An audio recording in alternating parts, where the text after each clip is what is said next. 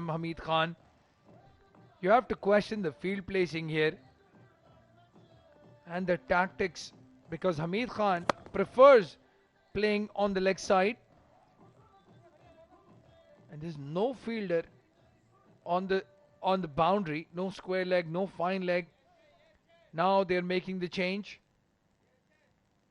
They have a deep mid wicket. Is that a mid wicket or square leg? Yes, deep mid wicket and a long on. So just like that, in the space of two deliveries, the tactics have completely changed. There was a deep third man and deep cover point. Now completely the opposite. This is stoppage. Keeper giving it a chase. Hazrat Bilal giving it a chase. But the ball in winning the race there. It's 3 boundaries back to back. Doesn't matter how you get the last one. Well, they moved third man into the circle and the ball going exactly there. Hazrat Bilal would have probably pouched that if he was on the boundary. And Jiju Janardhanan and Saqib Manshid, well, they have to be clear with the plans. If they keep ball chasing, it means you've declared victory for the batsman. What a start this. 13 for no loss already. First 3 deliveries bowled. MGM deciding to bat first after winning the toss. And they need this. They need the quick start. They need the big runs against this power pack lineup. Well, it's not 3 boundaries. It's 4 boundaries now, back to back. It is raining boundaries, rather, I would say that. Hameed Khan doesn't look stopping there. And you have the top wicket taker on a receiving end, Saqib Manshid. It's not easy to play against him. And altogether, Hameed Khan looks in a different mood. And that would be definitely under the plan. I'm surprised to see both of these batters, what they will do if they get going. Hameed Khan and Ansar Khan loves to play aggressive. Saqib Manshid struggling already. As we were just saying, move to number 2 on the wicket slot. This over, he's conceded more runs in this over than he's done in his whole spell in the last few games. 18 runs already. Still 2 legal deliveries to come.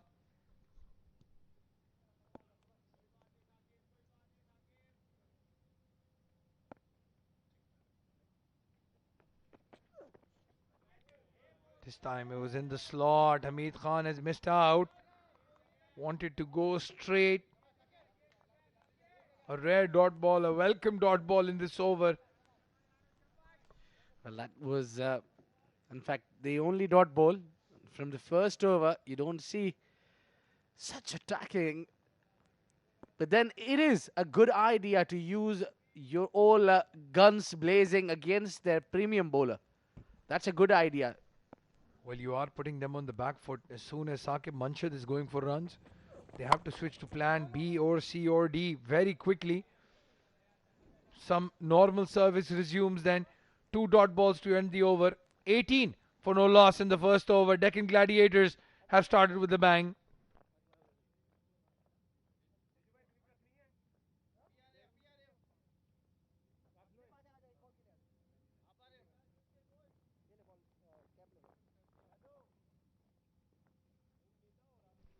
But those are the 2 sides then.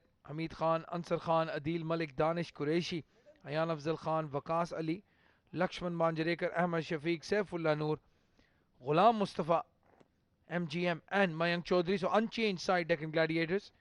And Jiju Janardhanan, the captain, making a lot of changes for the Maratha Arabians.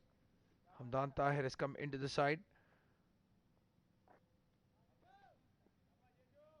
Mujahid Amin comes into the side as well.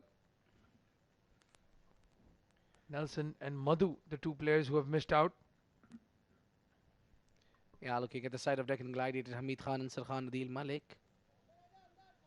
There's the top order of Deccan Gladiators. Definitely make a lot of difference and a lot of pressure if they gets going.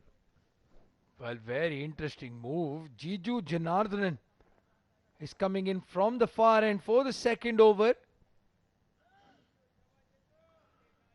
No Hazrat Bilal. No Umar Farooq. No Mujahid Amin. Very interesting decision this. Ansar Khan playing outside his off stump. Fishing at that delivery. Another dot ball. That was more of a leg spinner than the medium fast Jiju Janardhan. Swung away from the Ansar Khan. And he will be difficult to pick. He can provide that breakthrough what team Maratha Arabians are looking certainly now.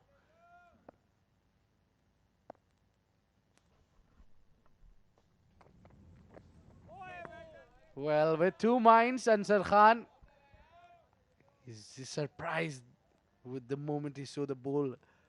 Took huge swing from the surface. It's a leg cutter with a new ball. It's an art. Not an easy job to do. Yeah, that's why Jiju has come in to bowl the second over. Hazrat Bilal, even though it's quicker, is very predictable, and you don't want to be predictable against Ansar Khan. Well, I have a feeling if he goes big, he will top edge it. Oh, this time outside edge, and my feeling was right. Well, Abid Ibrahim, start your car, go straight down to the Dubai Duty Free and buy a raffle ticket, my friend. What a call here by the commentator. Going hard at that ball, outside edge. Very well caught by Hamdan Tahir. And the first wicket has to go down. Ansar Khan goes for naught. What a catch it was behind the stumps. Excellent plan by Jiju Janardhan. He has taken this big man out of the game with back-to-back two dot balls, and the third one was a wicket-taking delivery. Ansar looked in trouble, and now certainly Deccan Gladiators does look in trouble as well. 18 for 1 after 1.3.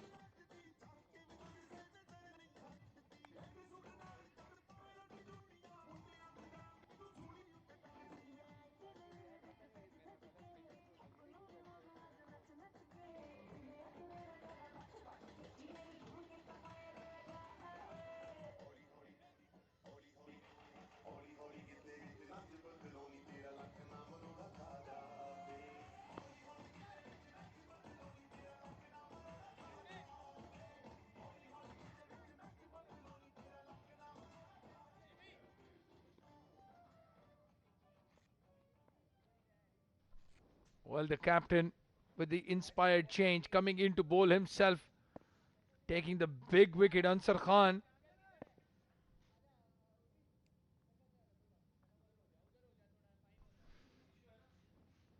Laxman Manjrekar, the left-hander, now coming into bat at number 3. Third man, square leg, the two fielders deep. Takes off, quick single, gets off the mark, first ball. Good batting. Well, that was Laxman Manjrekar getting a go. Didn't had many games in this tournament so far, and all of a sudden he's been sent at number 3. He will have a definitely role to play, and that would be a challenge. But that make it slightly easier when you have a partner like Hameed Khan, who's middling the ball well.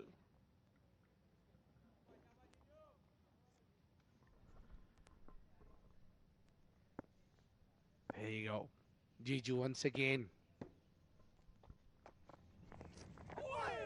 Missing it completely. Bolden had enough bounce on it.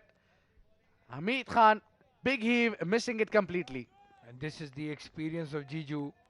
Saqib Munshid was just bowling that same pattern again and again, and Hameed Khan knew exactly what was coming. Jiju Janardhan on the other end. He's playing with that ball. He's got it on the string.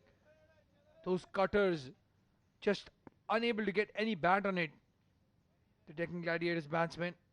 And Hameed Khan is very lucky still to be there. That could have easily crashed into off stump.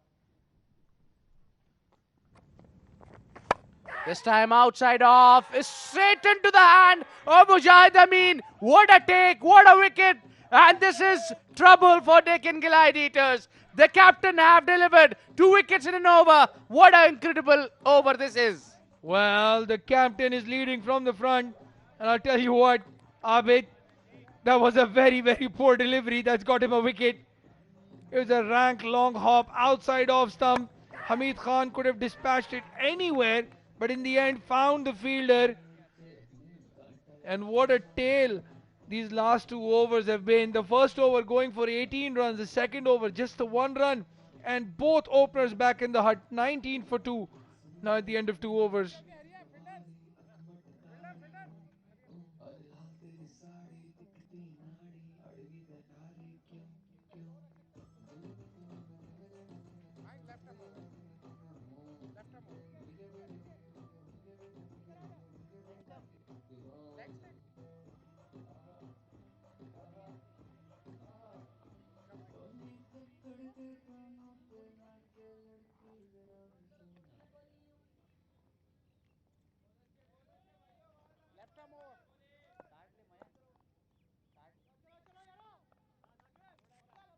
Well, I can't believe it. What I've seen. 2 wickets down in the second over by just giving 1 run. Jiju Janardhan once again. What a beautiful delivery that was from Saqib Manshad, and that is what makes it different when the 2 wickets are down of the opponents. And Saqib, who went for 18 is in his first over, and now that first delivery was talking a lot. Yeah, even the left-hander on strike making that difference. Saqib Manshad will feel a little more confident against the left-hander. Rightly said by Abid. Just those 2 wickets, all of a sudden everyone has a spring in their step. Laxman Manjrekar searching for that ball. This time getting a single, getting off strike. And it's going to be Mayank Chaudhary who's going to be facing the firebolts now. Well, to be honest, we both were surprised to see Jiju taking the new ball, not Hazrat Bilal. But then what he delivered was outclassed. That is the experience we were talking about of Jiju Janardhan, and he is a true leader. He knows how to lead and lead from the front.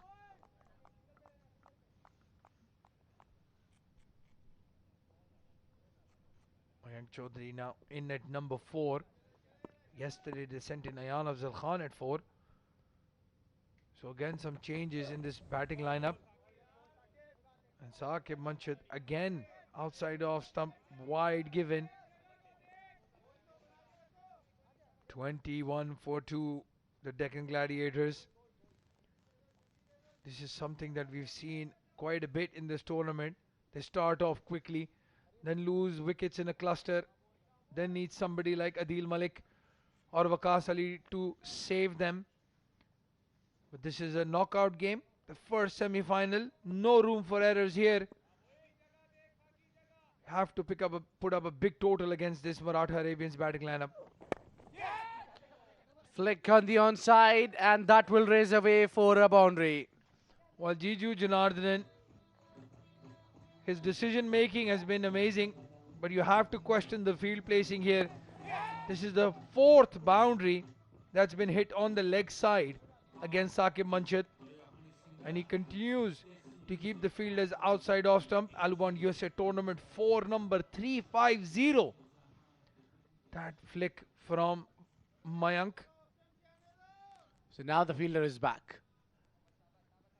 He should have done that early, but nevertheless, because these players know each other a lot, and the bowler definitely has a plan where he wants to pitch the ball. Need to field according. This is outside off. And Mayank was trying to comment a shot there. Lucky, we saw that the last dismissal of Hameed Khan, that was in the air at the point region, where Mujahid Amin have taken an easy catch. But this is what Deccan Gladiators are known for. Yep, quite a bit of batting still to come. They've got Adeel Malik, Aayan Khan. Again, Saqib Manshad, wide outside off stump. It doesn't seem that he has done his homework against the right-handers. Seems like that today. He's struggling against the right-handers. So the rest day for him didn't go well, I think. But there are no rest days for these guys. They played yesterday. I think they played in the evening as well. Saqib Manshad finishing the game in the afternoon. And they had to go right behind us here for another match for his company team. Big appeal. Not going to get that with the ball pitching outside leg stump from that angle. Everyone from the Maratha Arabians after playing that first game went for a second match. So these guys are getting no rest. But that is also why they should be in a very good rhythm already, especially when you've played so many matches on this ground. You know the dimensions, you know the way the ball is going to behave, how the wind is going to assist the bowlers. Yeah, for the fast bowlers, it's really all about rest and balance in practice. And down the leg side, wide delivery. Now he seems struggling against the left-handers as well. Well, you're not going to get any rest if you're going to bowl 9, 10 deliveries in an over. As a fast bowler, you want to bowl 6 and then just go and stand at fine leg. 28 for 2 in 2.5 overs. They're going at almost 10 runs in over. The Deccan Gladiators. They've been helped by Saqib Manshad, who's bowled a very long, very expensive over again. Drifting into the pads. This time, there is a fielder at square leg. It's Tanveer Junaid. And they take 2. So the runs flowing against Saqib Manshad. 8 runs coming off that over. 30 for the loss of 2 wickets in 3.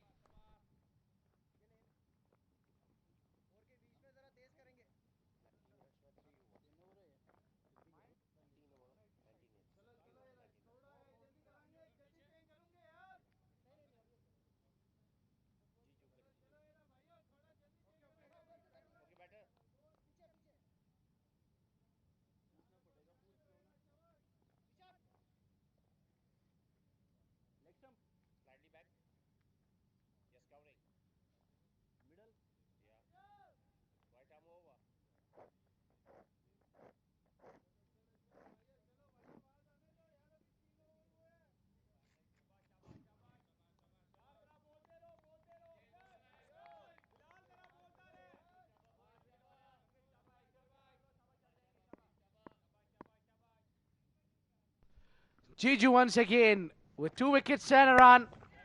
This time advancing down the ground, and I think that was the only smart move batters should have done for early 2 batters also. That should have been the tactic. When you see the bowler is swinging the ball away and swinging a lot, you need to cut the seam and you need to cut the swing. Just stepping ahead, couple of steps would have done a wonderful job, but now it's gone.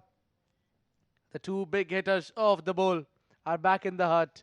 Ansar Khan and Hameed Khan.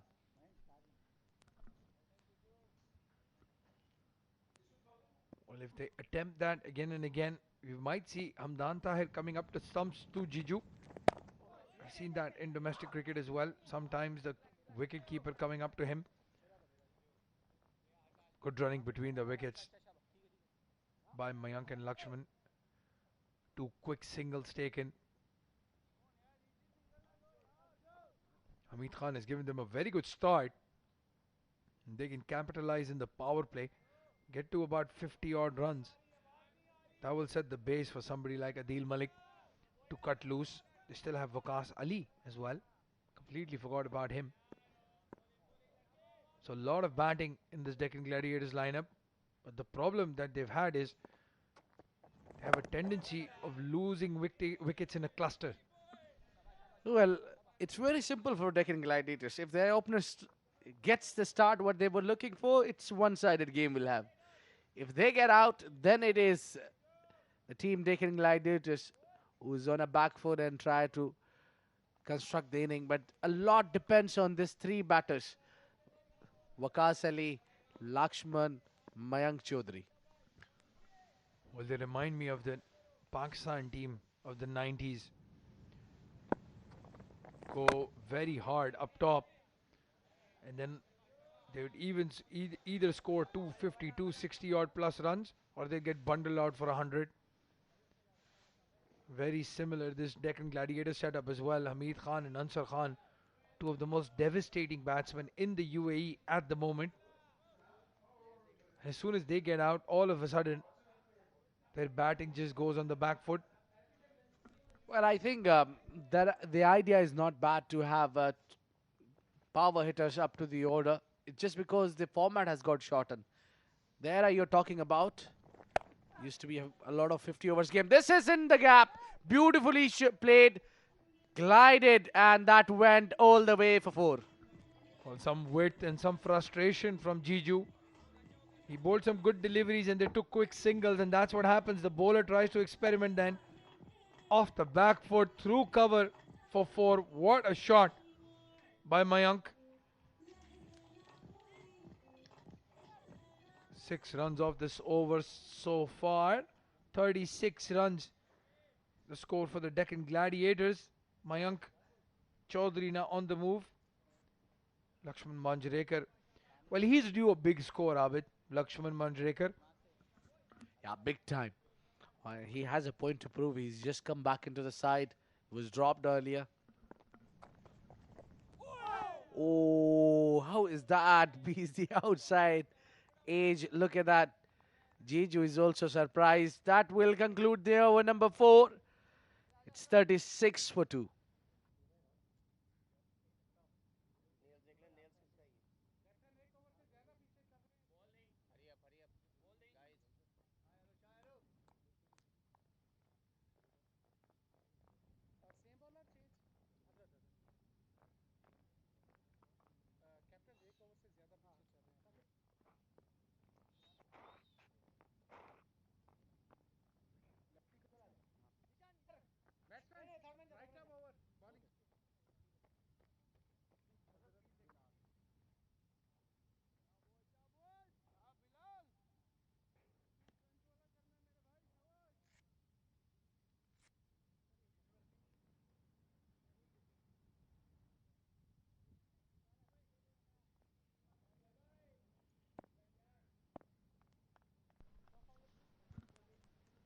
So both of the batters are starting slow now. They are moving.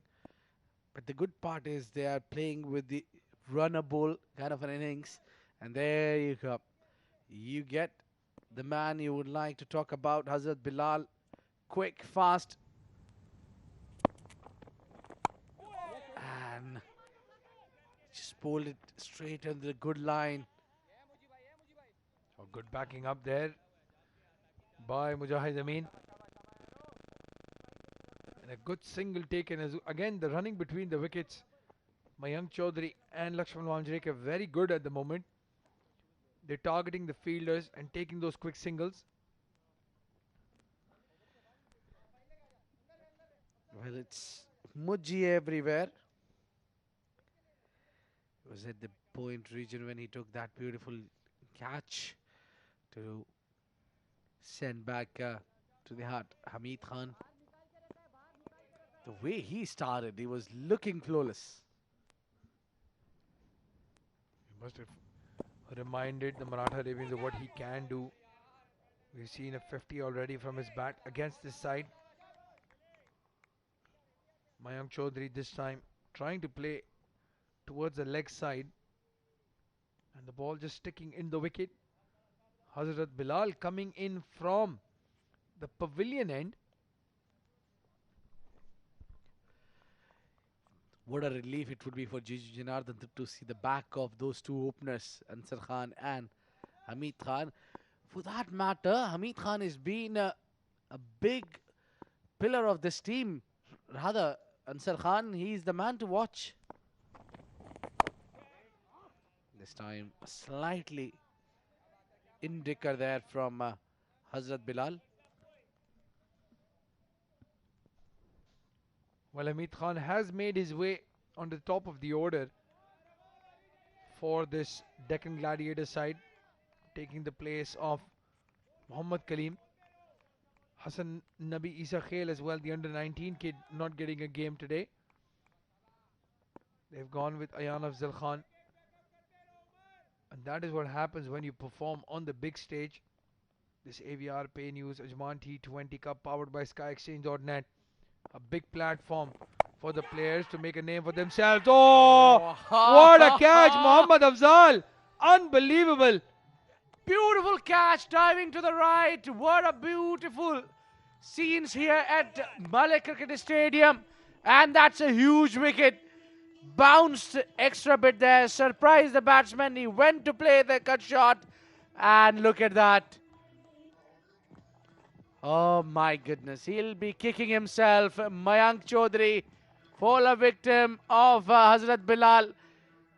Bilal strikes from the very first over. It's trouble for Deccan Gladiators. Oh my words. It's 37.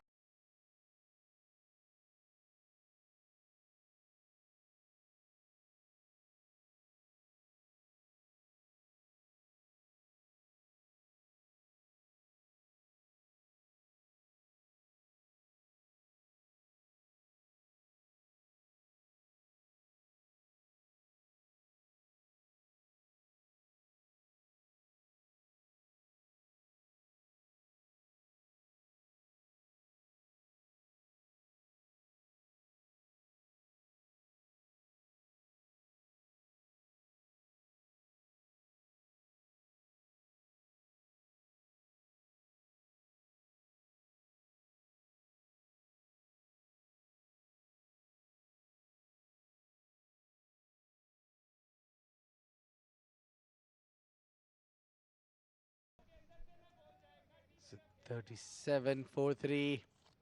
Deccan Gladiators are in trouble. They're struggling. And what a fielding it has been for Maratha Arabians. 1 runs given away and picked up a wicket. Hazrat Bilal. Nicely driven by Aayan Khan. Yeah, a lot will his performance decide. I think he's made of these strong situations when team is down and out. And Aayan Afzal, quite a bit time he found himself in the middle, and he have constructed many innings. A good slot for him to come in. Aayan Afzal Khan walking in at number 5. Still 1 over of the power play left. Oh, side edge. No. But a good piece of wicket keeping. Hamdan Tahir. So at the end of 5 overs, the score is 37-3.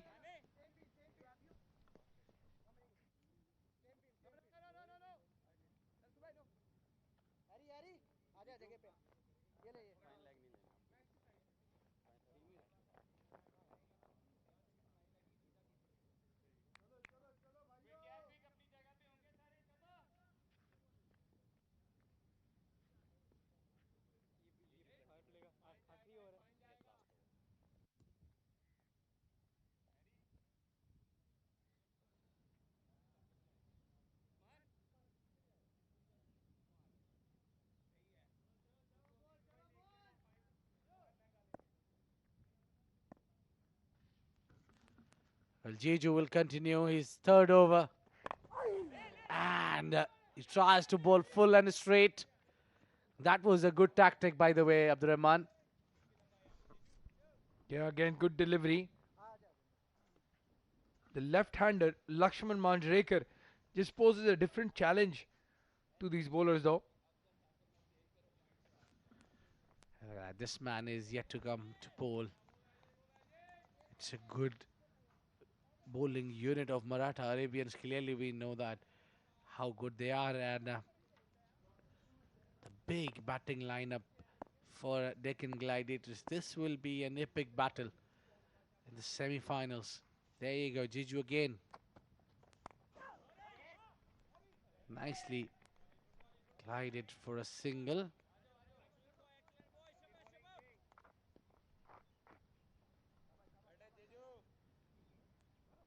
18 runs coming off the first over. And then after that, 4 overs, just 20 runs conceded. So they've pulled this back nicely, the Maratha Arabians. Jiju Janardhan picking up the 2 wickets in the first over. And what a first over that was. Hameed Khan and Ansar Khan both falling cheaply. The problem is they're not finding the gaps, my friend. They have to. They have to put some runs on board. Deccan Gladiators will be under pressure. Somehow or the other, they need to reach to that 150 runs mark. Well, they have to cross that 150, 160 barrier. You're not defending 104 runs every day on these wickets. Yesterday, they came out fighting, caused what I would call an upset because 104 runs defended against the mighty Delhi Bulls. Well, that you need an effort. It's in the air. Lucky didn't carry all the way to Afzal. So you were down there in the middle when you were giving us the pitch report, Abdurrahman. So how do you find it is difficult to bat on this surface? Well, actually, this is the wicket number 1, pitch number 1, and it's the best of the lot. We've seen 4 pitches used, and number 1 is the best of the lot. Flat deck, in my opinion. Bit of grass cover, and that has been shaved off. Well, I don't think so. A surface has to do anything with that kind of a swing in the air from Jiju Janardhan. So definitely Jiju is doing the most of the damage. Picked up 2 crucial wickets. Well, Abid, a reminder for all our viewers is the Deccan Gladiators captain did win the toss and decide to bat first.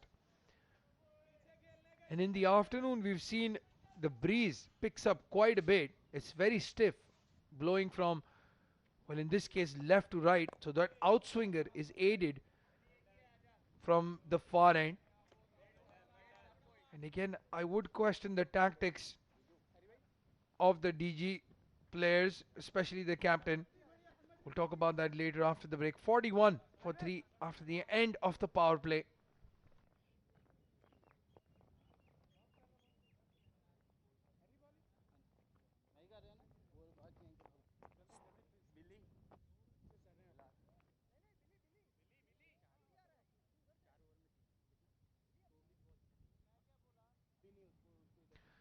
Those are our broadcasting and streaming partners, the AVR Pay News, Ajman T20, powered by SkyExchange.net, Cine Blitz IMSD TV in the UAE, Total Sports Afghanistan, Iran, Georgia and Pakistan, Free Sports UK and Ireland, T Sports Bangladesh, Willow TV in USA and Canada, and Fan Code app in India, the CricTracker online YouTube channel for India and global, TPT and live 360 production for the Ajman Cricket Council.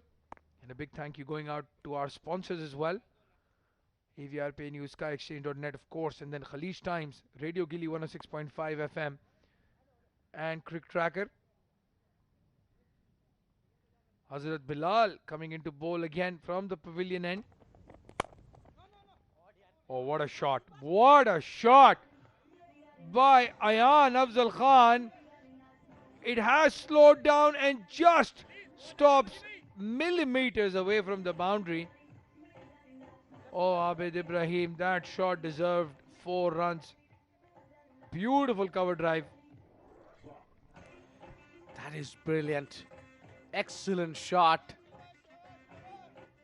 And there's this young man coming it out from his willow. It excites everyone. And Laxman Manjrekar will have a role to play indefinitely.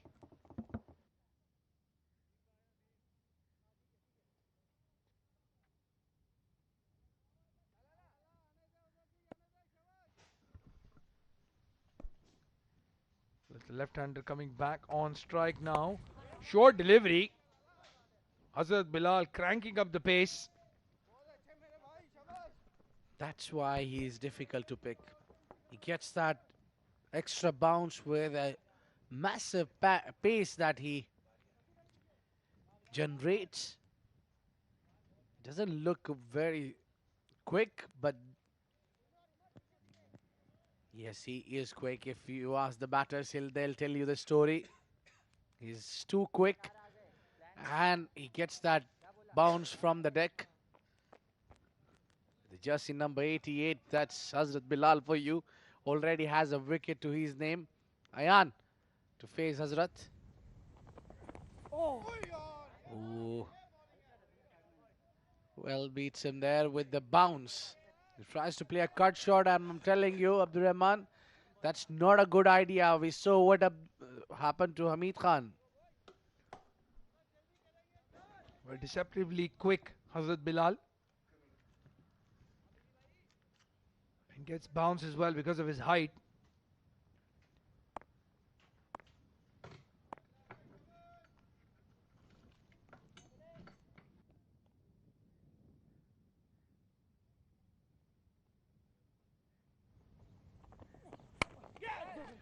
Oh, short ball.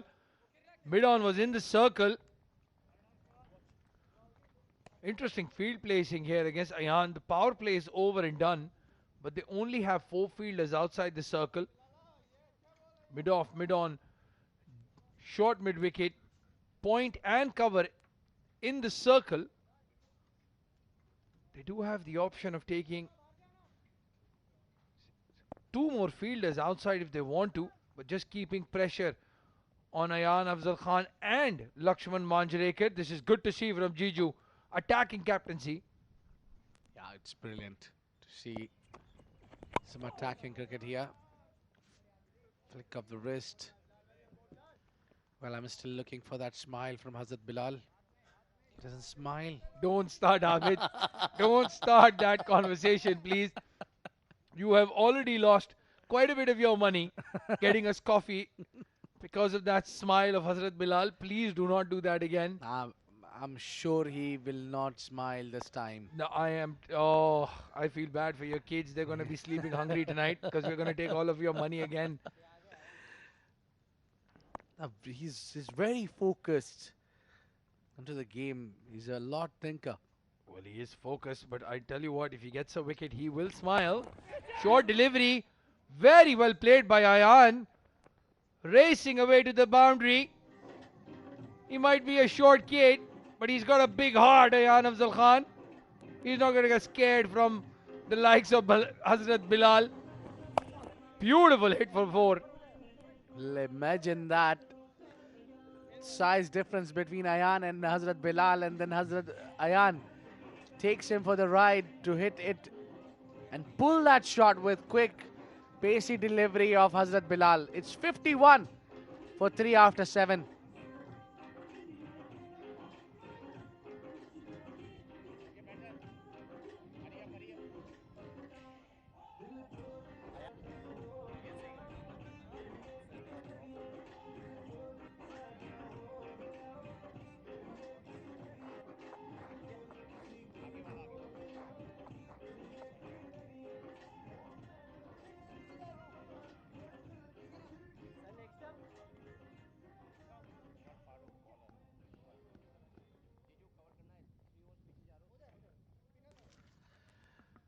Well, with the end of the over number 7, I have been joined with a dashing personality, Mudassir Ali.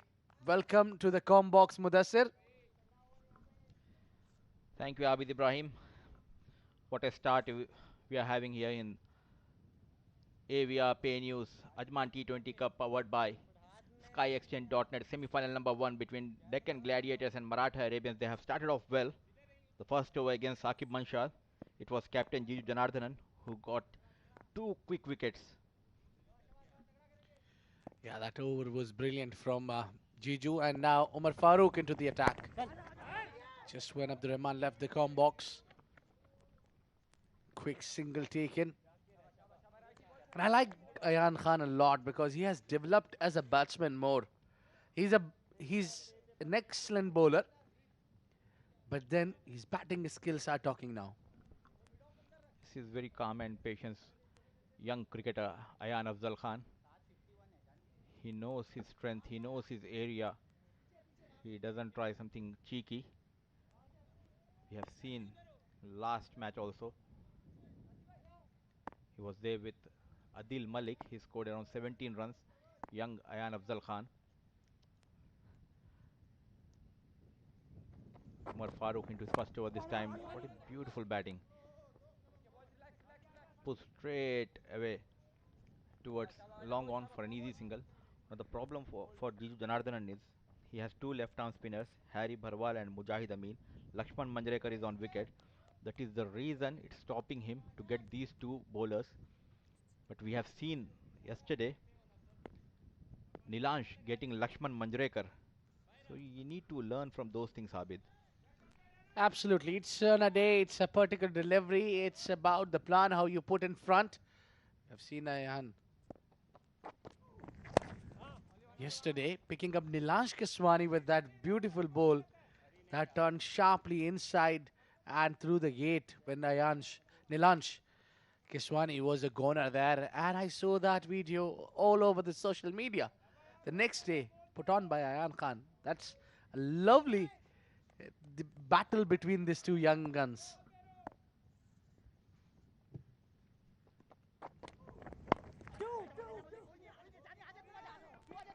Glided towards the long on the onside and two completed. That what will put a lot of difference if you quick between the wicket. That's what you need when the boundaries are difficult to come. You need to concentrate on running between the wicket. Good to see sending Aayan Afzal Khan above Waqas Ali. So now they have the batting lineup very deep. Waqas Ali, Adil Malik yet to come. Shows how experienced is Adil Malik.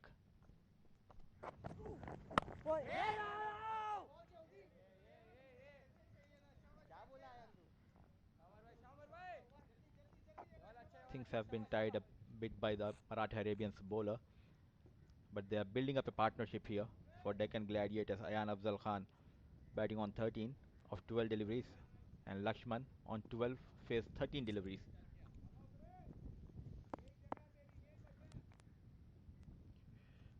'56 for 3. And both these batters are a chance of a run out. Shies at the stumps. How is that missing those stumps? That would have been curtains for Aayan. Oh, Jiju. He can't believe it. It was a suicidal run by Laxman Manjrekar and Aayan Afzal Khan. A shy at non-striker run by Captain Jiju Janardhanan just misses by a whisker. Look at the replay.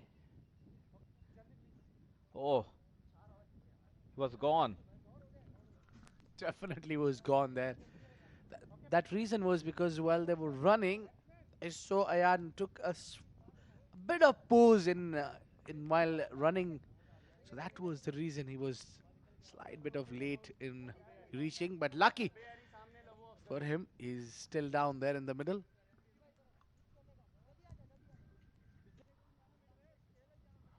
For the first time in the semi-final, we are seeing a spinner, left-arm spinner Harry Bharwal coming from pavilion end.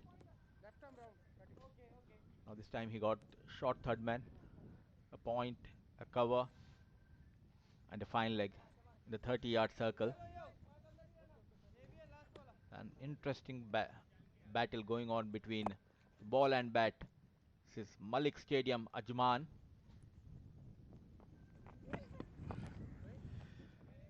Don't know what pulled him back from bowling. It will be difficult to pick Harry Bharwal. He bowls too accurate. That's a good start for Harry, bringing the ball into the right-hander. He looks technically very sound. Aayan Afzal Khan, little fellow, facing Harry Bharwal.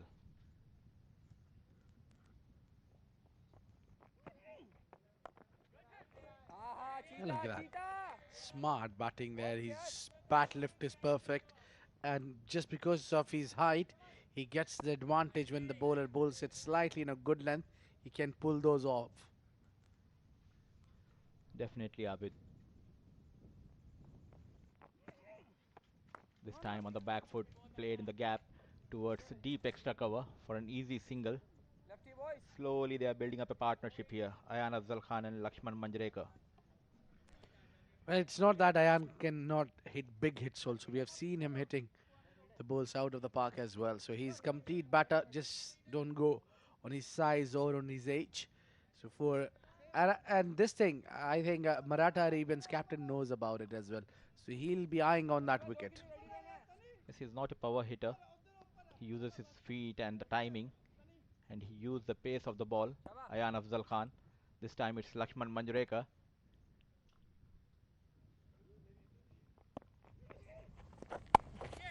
That's it from back foot as a fielder in the deep. So what I can see the idea to bring in Harry Barwal is to play him, beat him on the cut shot. He's trying to bowl and trying to bring the batsman to play a cut shot against Laxman. For Aayan, they want to trap him in front. Yeah, more of a deliveries that is easy to find your pads.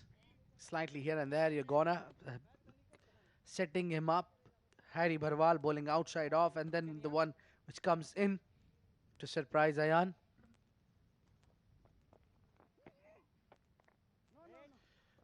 That was good shot, but the field was placed perfectly. What a timing here by little fellow Aayan Afzal Khan. Unable to find the gap straight into the hands of short third man. That's the end of over number 9. 61 for the loss of 3 wickets.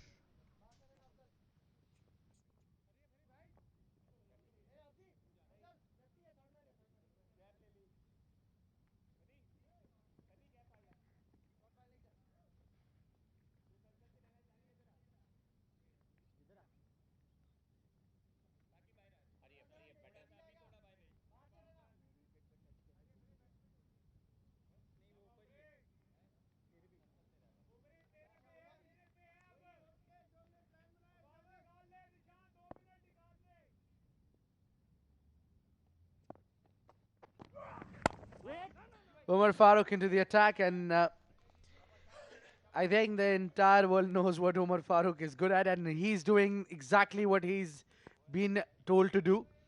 He bowls those fuller, straighter, and try to get the batsman out. Clean bowled or trap in front.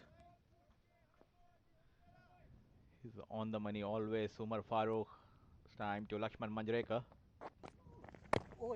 This time coming just into the left-hand batsman. A direct hit underarm, but he's safe. Aayan Afzal Khan.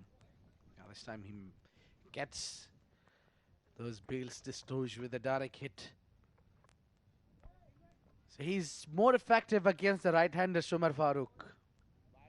They are building up a partnership, but the issue is they're not getting that odd boundaries, and if they keep on playing like this for another 3-4 overs, it will directly bring the pressure on the next incoming batsman, Waqas Ali and Adeel Malik. It won't be easy for them to come and straight away hit big shots. Yeah, I doubt in the form Adeel Malik is in. Oh, what a hit that is. This is going and just shot. That was a big hit, but didn't time it enough for the boundary. Full marks for the execution and the intention. This young fellow trying his best. The back foot played towards the long on and mid-wicket region. Couple of runs to Aayan Afzal Khan. Well, you need to mention Jiju Janardhan the way he set the fielding. Flick on the onside. He's just tried the boundaries because of his brilliant field placement of Jiju Janardhan. If I'm not wrong, in this tournament, Aayan Afzal Khan is the youngest player to play this tournament. Well, if he continues to play in all over the grounds in UAE, he'll definitely be having all those titles for the being youngest man. I remember him playing in Dubai. A flick of the wrist, and 2 is the call. They need to hurry. They get it nicely at the end. So I remember him playing, started playing when he was 14.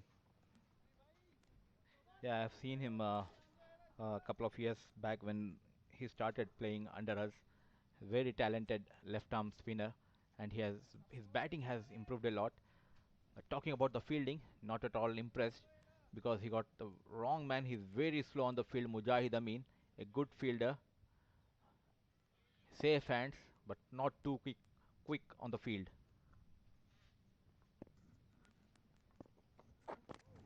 Steps out and smartly done by Umar Farooq. So the batsman is coming down. He pulled his length back. That is the halfway through. 10 overs past, 68 for 3.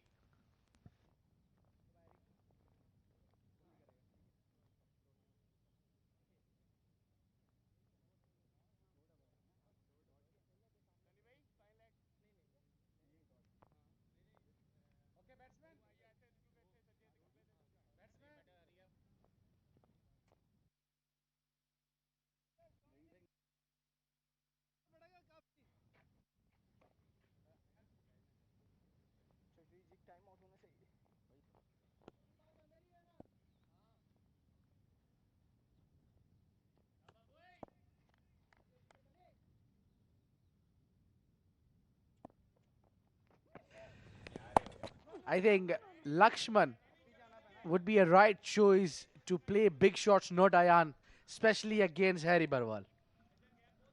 Have you noticed the one thing today, Abid? Men in blue, smart, handsome. He was doing the pitch report. It was Abdul Rahman, but It is just so along the ground. Yeah, he's looking sharp today. Was glad to have your pictures with him. I might end up taking his autograph by the end of the day. 2 coffees, Abdurrahman. Going from on the back foot. And they sent him back. That's a good call. That was never 2. at one stage it was almost 10 per over. Slowly they are pulling the things back here. Maratha Arabians. It has been a while since they've scored a boundary. Deccan Gladiators. This time making room for himself. Aayan Afzal played towards square leg for yet another single. Well, I think Deccan Gladiators now clearly need to put a plan.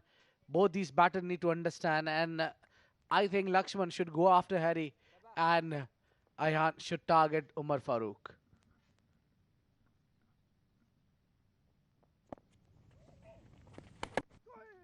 Oh, outside edge. Keeper missed it there. Hamdan Tahir took a sharp bounce. Very difficult chance. Was on the back foot. There was a bounce. He completely missed it here. Hamdan Tahir, another youngster playing for Maratha Arabians, and Aayan Afzal Khan and Hamdan Tahir played a lot of cricket, under 19 cricket together.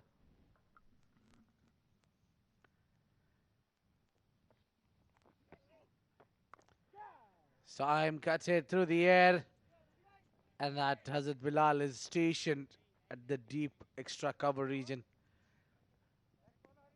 I was surprised not to see Hamdan Tahir picked up in under 19 team recently toward Caribbeans.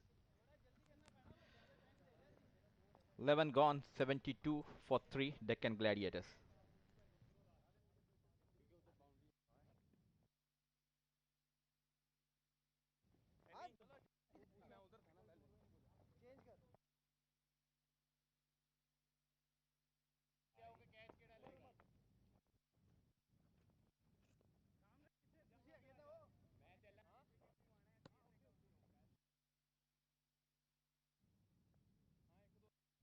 Well, that's the most sixes of the tournament of AVR Pay News Ajman T20 Cup, powered by SkyExchange.net. Adeel Malik right at the top with 12 sixes for himself, and Amir Hamza following him back with 10 maximum. Mohammad Afzal 10, Sagar Kalyan 10.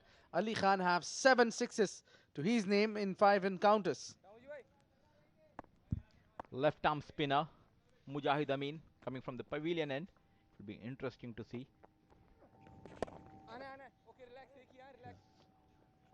In this tournament, he was not in best of his forms. Mujahid Amin. Shahnawaz has been rested.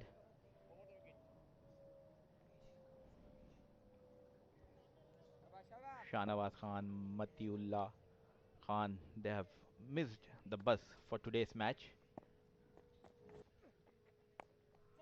Once again on the back foot, this time racing towards the boundary. A very poor fielding by Hazrat Bilal. You need to bend. He tried to stop with his foot, and after a long time they had a boundary. At last they got a boundary. It took a while, and a few of misfield from Bilal in the deep. That was supposed to be bending down and stopping the ball from the boundary line. And he seems he have seen a football game just before coming here.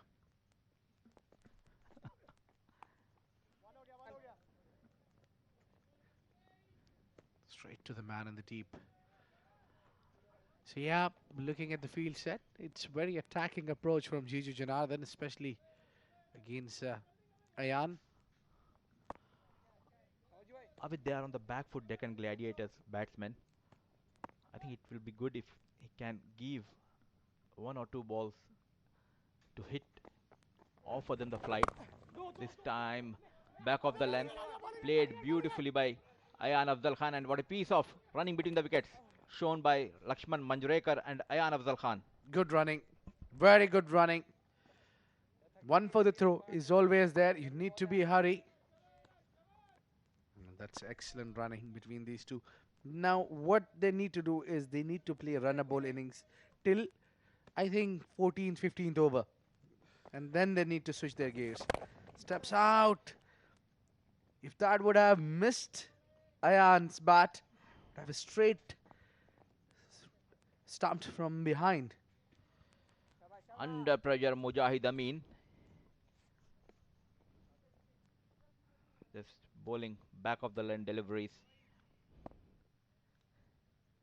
6 runs have been scored so far. Laxman Manjrekar, this time going straight.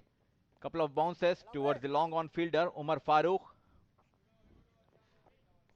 Slowly they are opening up here. Aayan Afzal Khan and Laxman Manjrekar. Well, I'm very much satisfied with the batting and approach of these two batters. They're taking singles. That's what is crucial you need to do. Keep taking singles. It's 80 for 3 after 12.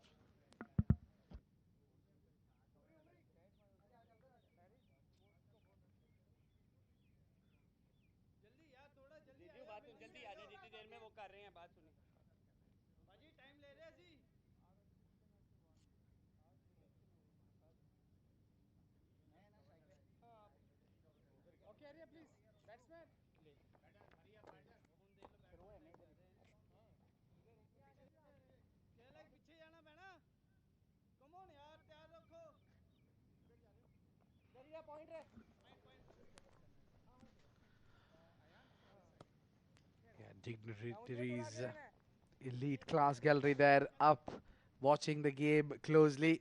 I just had a glimpse of Mr. Tahir Hassan, the owner of Brothers cricket team and the GM of Brothers Guess. Oh, trouble there. Laxman is down. Hope he's okay. Oh, he seems struggling big time. Not good visuals. Not good visuals at all. The first runs they completed quickly, and there you go. That must be really hurt. That must have hurt him a lot. trying to go for the second run. He just slipped at the non-striker end. Umar Farooq helping him out. A bit pain here, Laxman Manjrekar. Good to see Laxman Manjrekar and Aayan Afzal Khan taking up the responsibility after early 3 wickets going down. It's Aayan Afzal Khan and Laxman Manjrekar taking the responsibility in the batting department for Deccan Gladiators. Well, I hope he's okay. He should continue because they need to bat. Still, they need to put a partnership. They're going well, and that's a good news for Deccan Gladiators. He seems fine. A shuffle there, big shot from behind the stumps, and that's the wicket. Aayan Afzal Khan caught behind Hamdan Tahir. After a long time, they had a wicket here. Maratha Arabians, the young Aayan Afzal Khan playing on a back foot, trying to cut. Got a very thick outside edge, and what a good take here by Hamdan Tahir. That's wicket number 4. 81 Deccan Gladiators after 12.2 overs.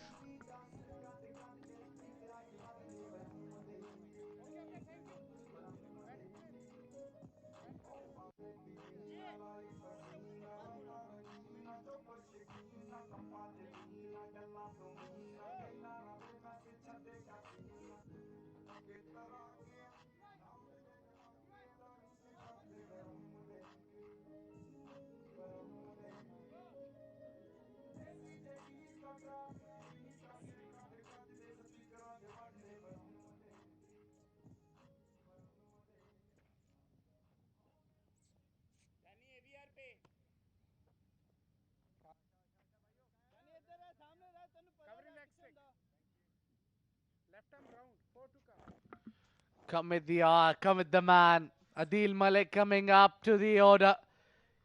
Not Waqas Ali, it's Adeel Malik. He's come in to bat, and definitely what an incredible form he is in. Going on a back foot, cuts it beautifully. That shows what a great form he is in. Straight away off the mark, Adeel Malik.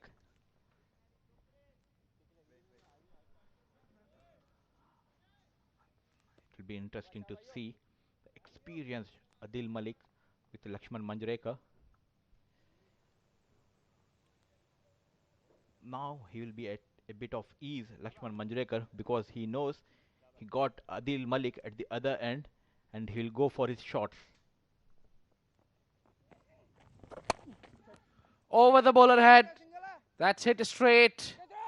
And lovely work from Usman Khan. Just a run.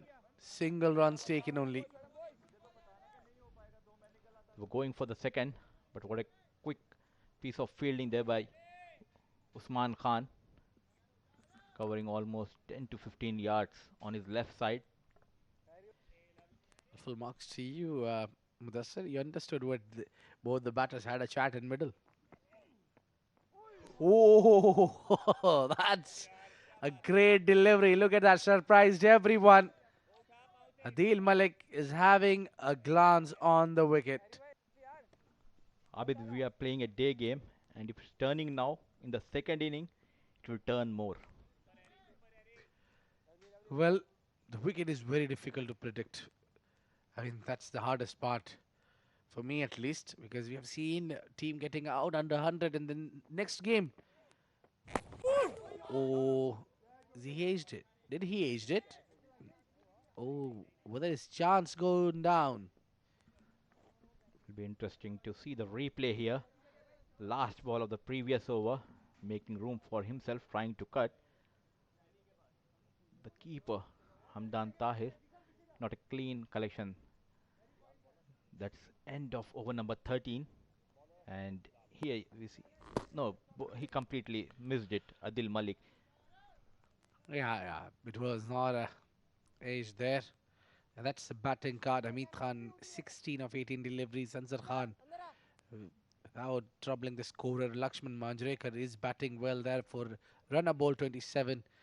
Mayank Chaudhary, 19 of 11. Aayan, 24 of 26. And now joined Laxman, the big man, Adeel Malik.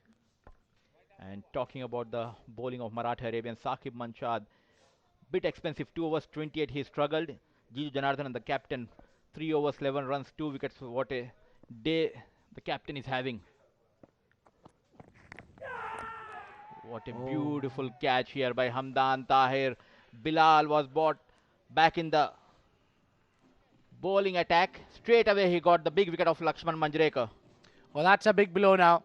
That's a big blow. That was a big wicket. Manjrekar was constructing this inning. He was saving one end. And the introduction of Hazrat Bilal has took him out of the game.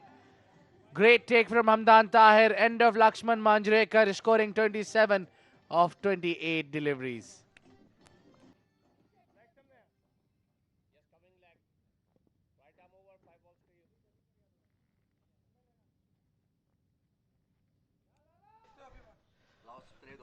Half of the side goes back to pavilion. And there's a change in the com box. It's Faizan Khan.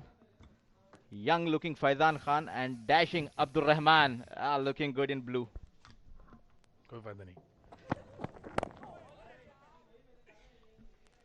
Thank you, Mudassir, but there's no use. You still owe me a tea and some coffee and some chocolates for what you did to me in the morning.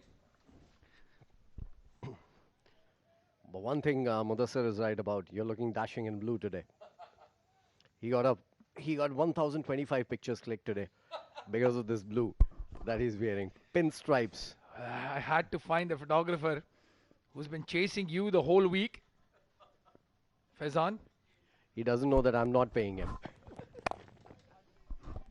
In the meanwhile, a good-looking drive here. Waqas is the man who's come out to bat. One of my favorite batters in this tournament, if you ask me. One of the top 5 run getters also in this tournament. Surprisingly, although Deccan Gladiators haven't done all that well in this tournament, and they got in by a whisker yesterday, but the fact is that 3 of their batters are in those top 5. Adeel Malik being one of them, who's going to be on strike, and Waqas is the other one. Well, Faizan, we usually talk about team performances, and I think that is what has been missing. It's been individual performances for the DG side. They just haven't looked like a team enjoying themselves. But maybe semi-final game, knockout game, a spot for the final up for grabs. We might see something different. This man on the other side, though, Adeel Malik, what a tournament he's having with the ball, with the bat. And Waqas Ali, yeah, I'm with you there. One of the best batsmen in the tournament so far. Which is also why I have to question the tactics of sending him in at number 7. Spot on. I was thinking the same thing. He's one of their topmost batters. You need to send him at least number 3 or 4. But not today. 85 for 5. As the last ball was wide for the height of that delivery from Bilal. Hazrat Bilal has bowled well. He's picked up a couple of wickets, given away just 14 runs with that drive down the ground towards long on. Only a single coming. 86 for 5, 13.4 gone. This will take some special innings from these two to actually get the target to at least 150 from here on. Well, 6 overs from here to get to 150. They have to go at almost 10 runs and over. This bowling lineup, the Maratha Arabians, Hazrat Bilal in the side today, Umar Farooq, Jiju has an over up his sleeve as well. They're not going to concede too many too quickly. And again, just going back to that point about Waqas Ali, it was you who mentioned it yesterday, that you have to give your best batsman the most amount of time possible. Laxman Manjrekar coming in at 3, a good option because he's the left-hander, just changes the routine a little bit. But at number 4, would have liked to see Waqas Ali. They sent in Mayank, he failed with the bat. Then sent in Aayan, a small partnership between the two, but not quick. They were running between the wickets with no boundaries. So they've just not gotten their team together, the DG. Still in it though. They're still playing the semi-finals. This one is cut away powerfully into the gap. This is what Adeel Malik does to you. Absolutely amazing. Does that right? Cut away 4. Well, we were talking about individual performances, and this man on your screen, Adeel Malik, has been the standout player for Deccan Gladiators. What a shot, what a time to get a boundary against Hazrat Bilal.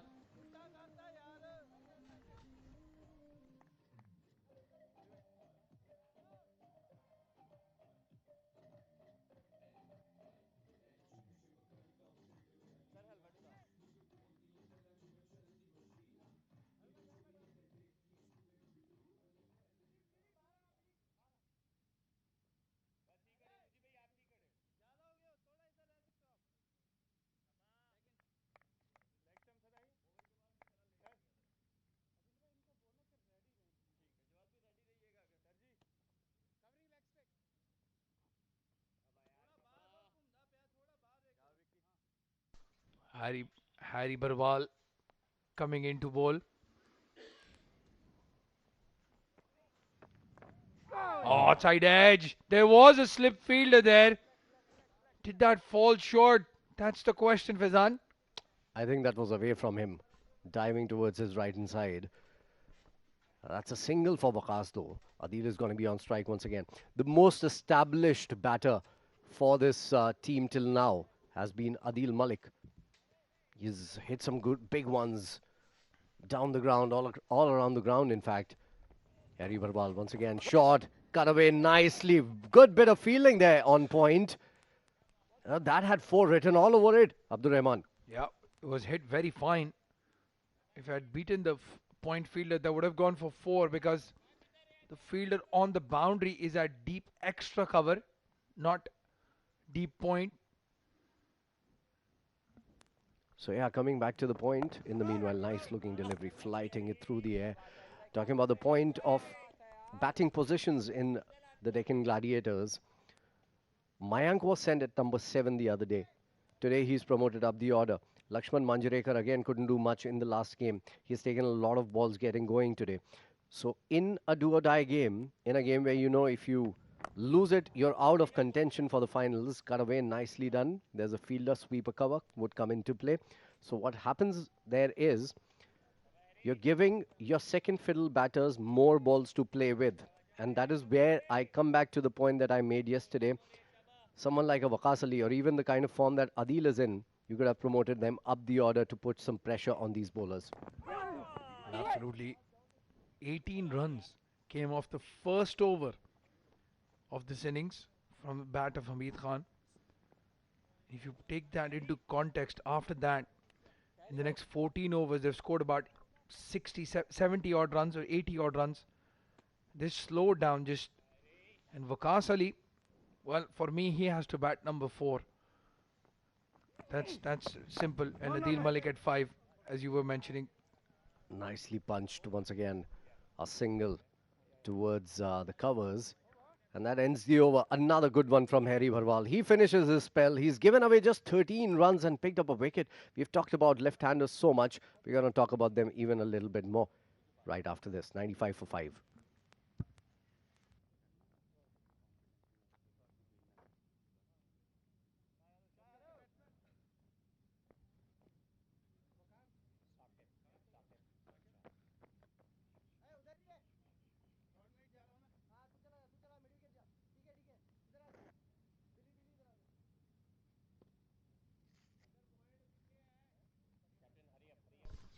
Well, the new bowler Saqib Manchet. Look at that spell, Faizan. 28 runs given in 2 overs. 18 of those came in his first over, 10 in the second. But even then, after that, they've managed only 95 runs, the Deccan Gladiators, in 15 overs. The last 5, the slog overs, as Hassan Khan says, about to begin. And a change of ends for Saqib Manchet, this time coming from the far end. Adeel is going to be on strike. Nicely bowled. On the back foot, just trying to get a single out of it. Straight to the fielder though. A dot ball to start the over with. That will give Saqib some confidence because, let's face it, one third of the runs have been scored on Saqib Manshad's bowling, and that is just 2 overs. Almost one third of the runs. Yeah, almost 30 odd runs off Saqib Manshad. 96 is the team total. Outside off stump. Oh, they were appealed. Back to back dot balls. The intent isn't showing from Deccan Gladiators as of now. There's no intent coming in. There's the replay. Outside the off stump. Yorker and bowl just trying to guide it towards third man. So no real intent of hitting it big from Adeel Malik. Mind you, if he hits it, it stays hit. He's the highest six hitter in the tournament till now. Well, again, that very familiar back and across movement from Adeel Malik against the fast bowler.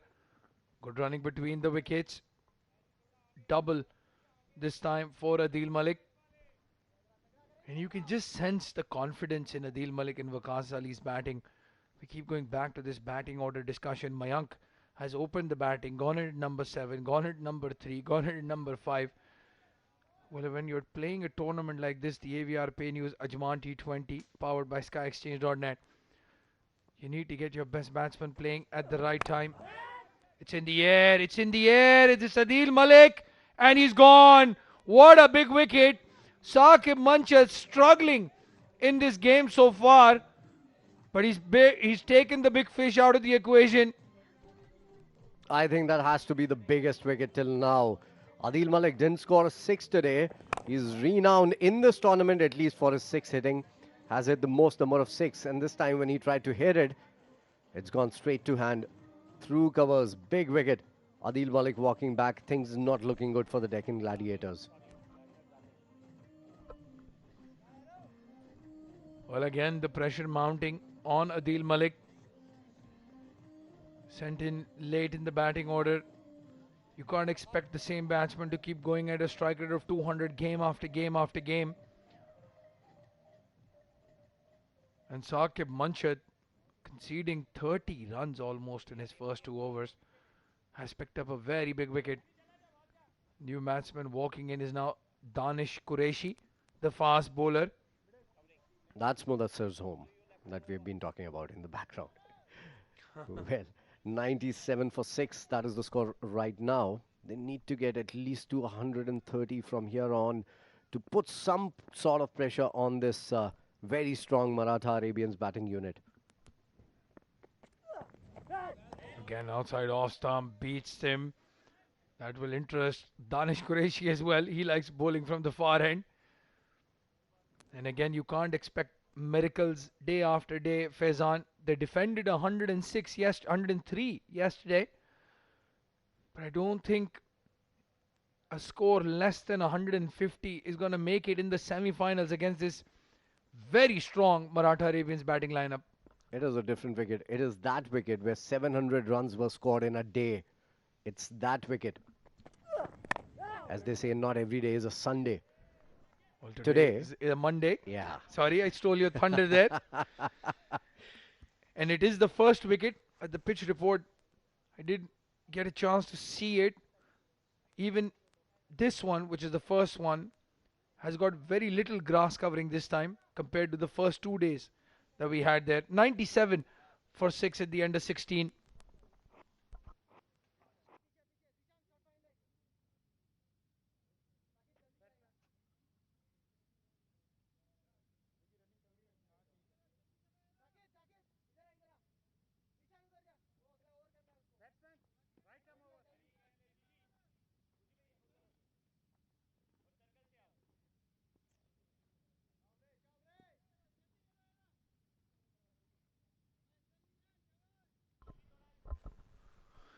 Well, the Maratha Arabians supporters watching from the balcony.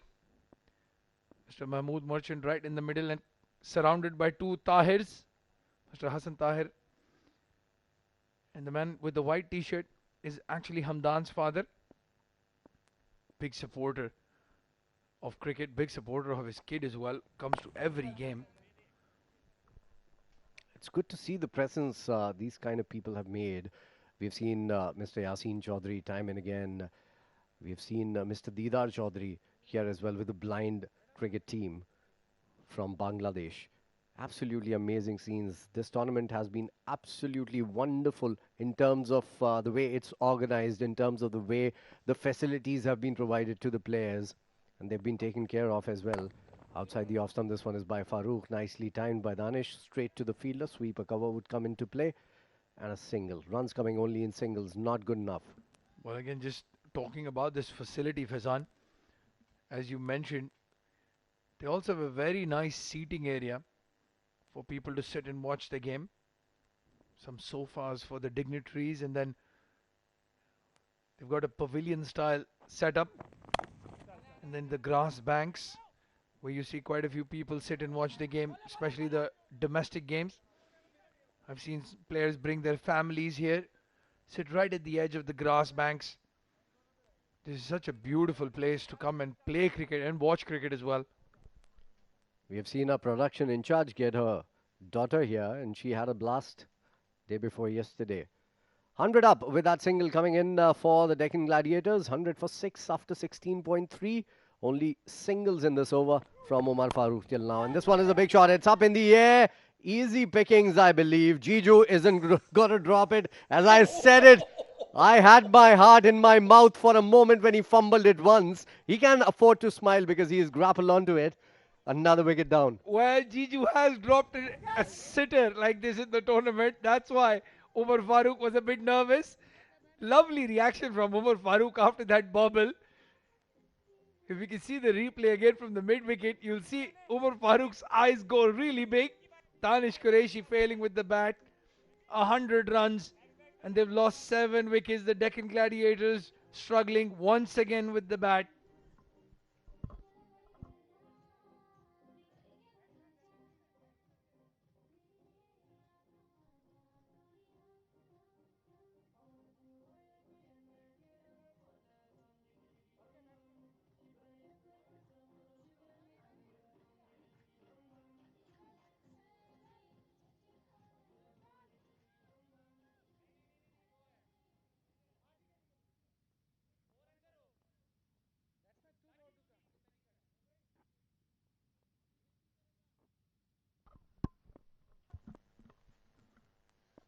Umar Farooq amongst the wickets as well. Gets his first wicket. And it's the captain, MGM, now on strike. Oh, he's been hit on the back leg. No protection there. Oh, beg your pardon, that was Waqas Ali who's been hit. They had crossed when the ball was in the air. Umar has bowled as well. He has bowled well, in fact. 2.5 overs, given away 16 runs, picking up a wicket, which was the last wicket. This one is drilled powerfully down the ground, but the long off fielder is pretty square, which is a good ploy against Waqas Ali because he hits those like a powerhouse through the covers. That concludes the 17th. It's 101 for 7, and Deccan Gladiators lagging way behind.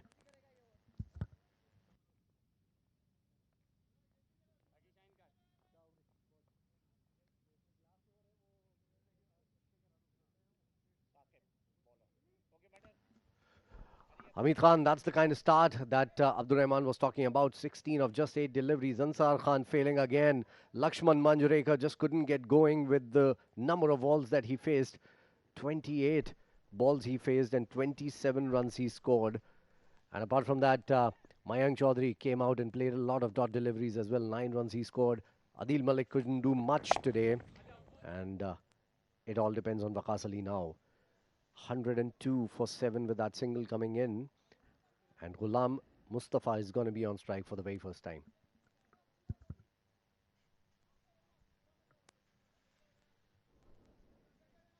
Well, we call him MGM because it's just easier. But yeah, he'll be facing his first delivery. He came to bat number 4 yesterday when they were in trouble. Yeah, before Adeel Malik, before Waqas as well, actually. Oh, good looking shot. This straight down the ground. Is it going to be a boundary? No, just pulled in by Tanveer Javed. Well, there you have it. MGM looking more aggressive than the rest of the batsmen. That was nicely timed. Chose his area as well. Down the ground is always a good option when there's a mid-off inside the circle. So nicely played. 104 for 7. MGM again. Outside the off stump, slower ball by Saqib Manshad. Nicely bowled. A dot ball. I want to see Saqib bowl those in-dippers a lot more than he does regularly. And in one of the matches, when he did that, he was literally unplayable, Abdur Rahman. Well, that delivery is a tricky one to face. I'd also like to see him maybe try to come around the wicket to the right-hander. Oh, what is Mr. MGM doing right there? Very lucky, Malik Mustafa. For some reason, looking for a single that was never there. The ball was right in the hands of the cover fielder. And Jiju Janardhan, that would have been out. His bat was in the air. Good backup by Hamdan Tahir. Saqib once again. And this one is drilled down the ground again, but this time straight to Umar Farooq on mid-off. And a single added to the total here. 105 for 7. For how long have I not seen a boundary here? Since the time I've joined commentary, I believe. We haven't seen a single boundary here. Well, I don't remember the last time a boundary was hit. I think it was Abid Ibrahim and Adeel Malik was who hit the boundary. A wild shot. Didn't get contact on it, Waqas Ali. So Waqas has been hot and cold as well. He was looking very good in supreme touch in the first couple of games. In the third game as well, he scored some runs. But after that, he's gone downhill. And also, his team hasn't played him up the order after that. Look at the bowling figures. Saqib Manshad finishes his spell. He's been expensive, but that's a great pullback from him. 28 runs he gave in the first two and just 6 in the next two, and picked up a wicket as well, and that too off the big man Adeel Malik. Jiju opened the innings, and I think he's a very good bowler when he opens the innings. 3 overs, 11 runs, 2 wickets. Hazrat Bilal has been fantastic as well. 3 overs, 19 runs, 2 wickets, only 2 overs remaining. I'm sure that Bilal is going to bowl one of those, and Umar Farooq might just bowl the other one. There he is, Umar Farooq, and this one is up in the air. There's a catch. And it's dropped between the two fielders. Only a single though. Well, poor fielding. You have to call for those. In the end, trying to avoid a collision. And they've let the ball go right between them. Mohammad Afzal took a blinder at point to get rid of Mayank.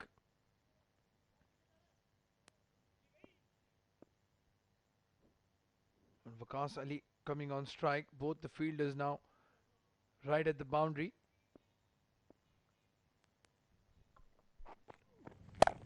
Trying to make some room, going for the big shot through the covers. That's his strength. Beautifully done all along the carpet. 4. Well, this is what we've been talking about. Waqas Ali. What a shot, walking across his stumps and then smacking it to the cover boundary. As you can see, our manual scoreboard operator finally gets the opportunity to put 4 runs on it. 12 off 12, Waqas. Big shot. This one is played towards mid-wicket. 2 fielders. They're not going to reach there. 4 more. 1 bounce 4. Nicely played. Well, Alabond USA Tournament 4, number 355. And back-to-back boundaries from the bat of Waqas Ali. Again walking across his stumps. This time targeting the mid-wicket boundary. Poor effort from Hazrat Bilal though. In fact, I believe that he was going for that shot on that last delivery as well. Umar followed him and bowled it outside the off-stump, and that is when he changed his shot and went towards the covers. But this time he got the opportunity and got stuck into it as well. Nicely played. Oh, this is more like the Waqas that we know. 16 of 13 deliveries. He needs to keep on going. They need to get to at least 130 to make a match out of it. This is a batting wicket. Make no mistake about that. Drilled! Oh! What a sound it made off the bat. There's no stopping this. It's gone beyond the boundary ropes for a huge one. Well, we had not seen a boundary for almost 14 overs. Then all of a sudden, It's not one, it's not two, it's three. Two fours and a six. And what a shot this from Waqas Ali. Faizan has told us about the glass we have in front of the com box. It's thick glass, but we heard that shot all the way here, and what a sound it made.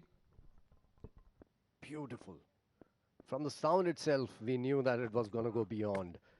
And another one this time. He has picked the man. Waqas trying to go for one too many, and he has lost his wicket here. But a good little knock coming in from Waqas Ali. He goes back. It's 120 for 8 now. Well, he had to do that.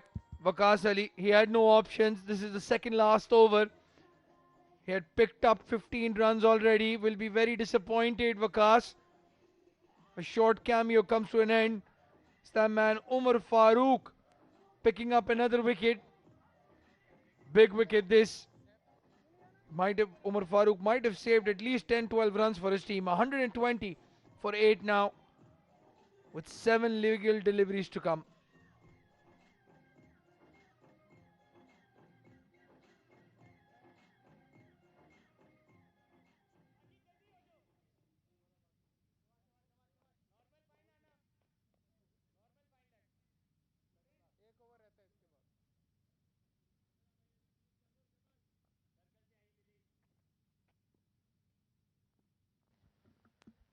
Expensive over coming in from Umar Farooq. 15 of it already. Last ball remaining. MGM, is it? No. It is Saifullah who's going to be on strike. That's a Yorker delivery. That's a goner. It had a wicket written all over it since the time it left his hand. Absolutely nicely bowled right in the blocker. Look at that. And crashing in on the middle and the leg stump. And that's a nothing shot coming in from the batter, Saif. He walks back. 120 for 9. They are in trouble, the Deccan Gladiators, and they might not just even play their full quota of 20 overs here. That concludes the over. 19 gone, 120 for 9.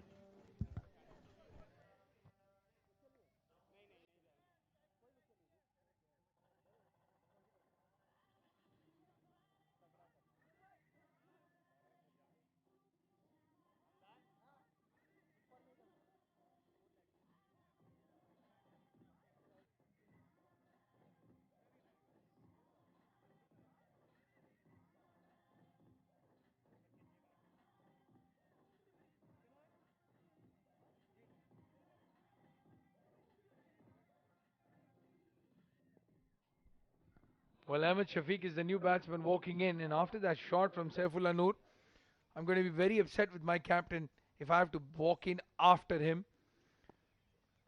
He missed the ball completely, had no clue where the ball was headed.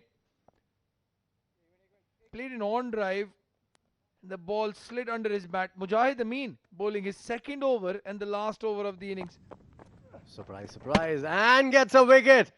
Gets a wicket with a big turner. That's it. That's all for the Deccan Gladiators. They've lost all their wickets and they haven't completed their full quota of 20 overs as well. 5 balls remaining in this innings. Look at the replay. Turning big, pitching onto the leg stump, and MGM had no idea where it was going. Gone. Well, that delivery would have gotten the best top order batsman in the world. Pitched on middle and leg and then turned to take off stump. 120 is what Deccan Gladiators have managed in their 20 overs. The captain MGM winning the toss, deciding to bat first. And that was the first question we had asked, because this is a very strong Maratha Arabians lineup. You don't want to give them a chase. Well, they will have to chase down at 6 runs and over to be the first team to reach the finals. What's your call after yesterday's game? A low-scoring affair. What do you think, Abdur Rahman? Can they make a match out of this one as well, Deccan Gladiators?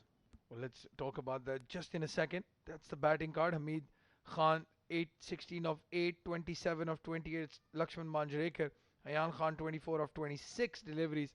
Adeel Malik, 10 of 13. All of them batting slowly at less than a run a ball. And then Waqas Ali with that cameo, 22 of 15, giving the score some respectability.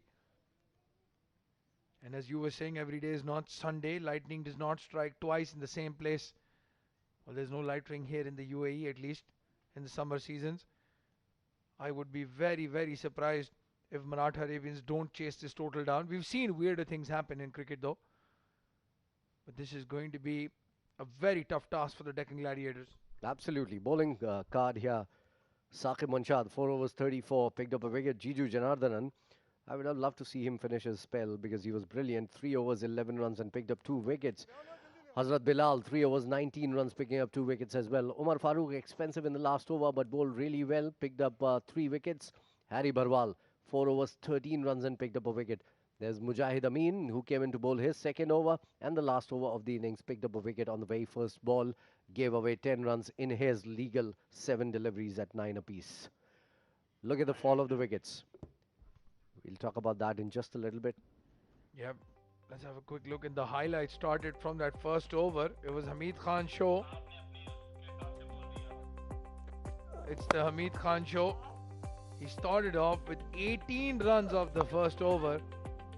And then after that, it was just not good enough by the batsman of the DG side. Jiju Janardhanan came in second over, surprised us all, and picked up not 1 but 2 wickets.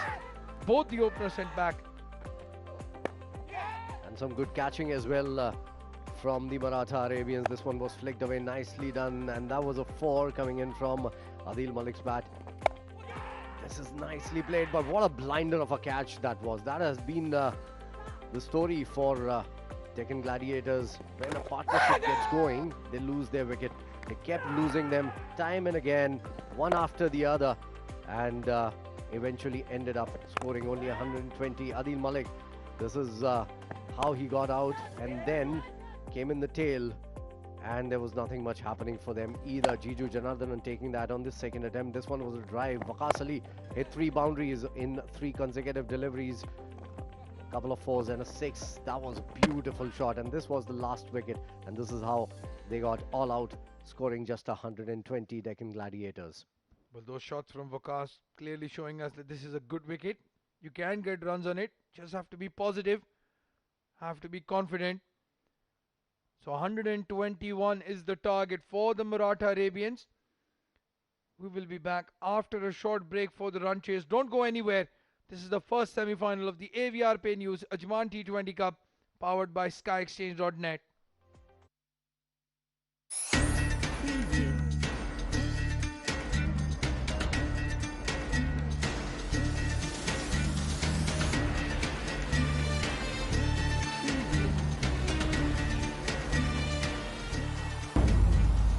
AVR Pay News.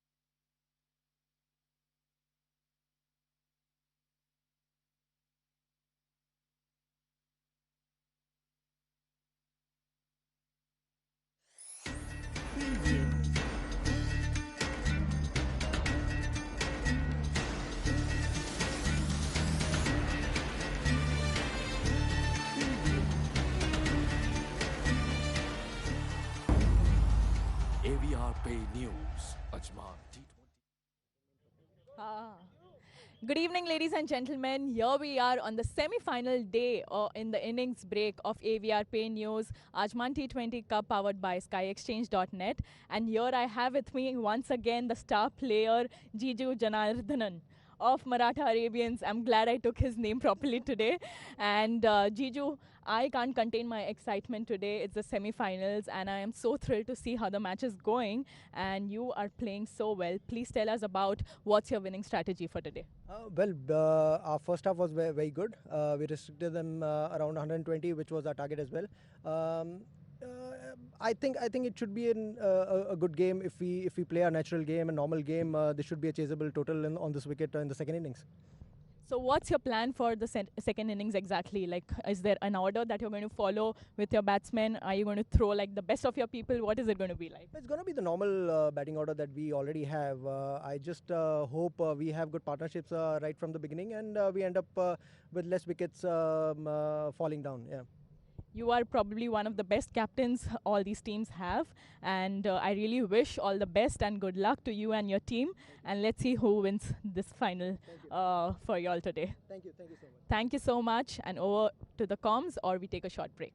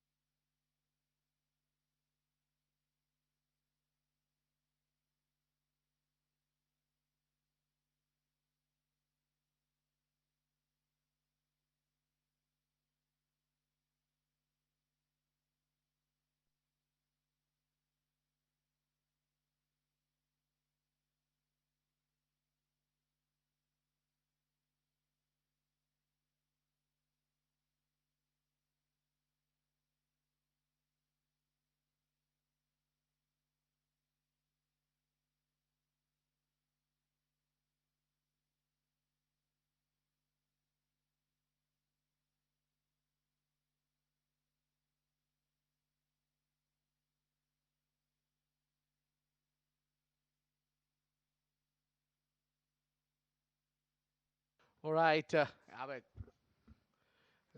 To all our viewers, the second inning resumes.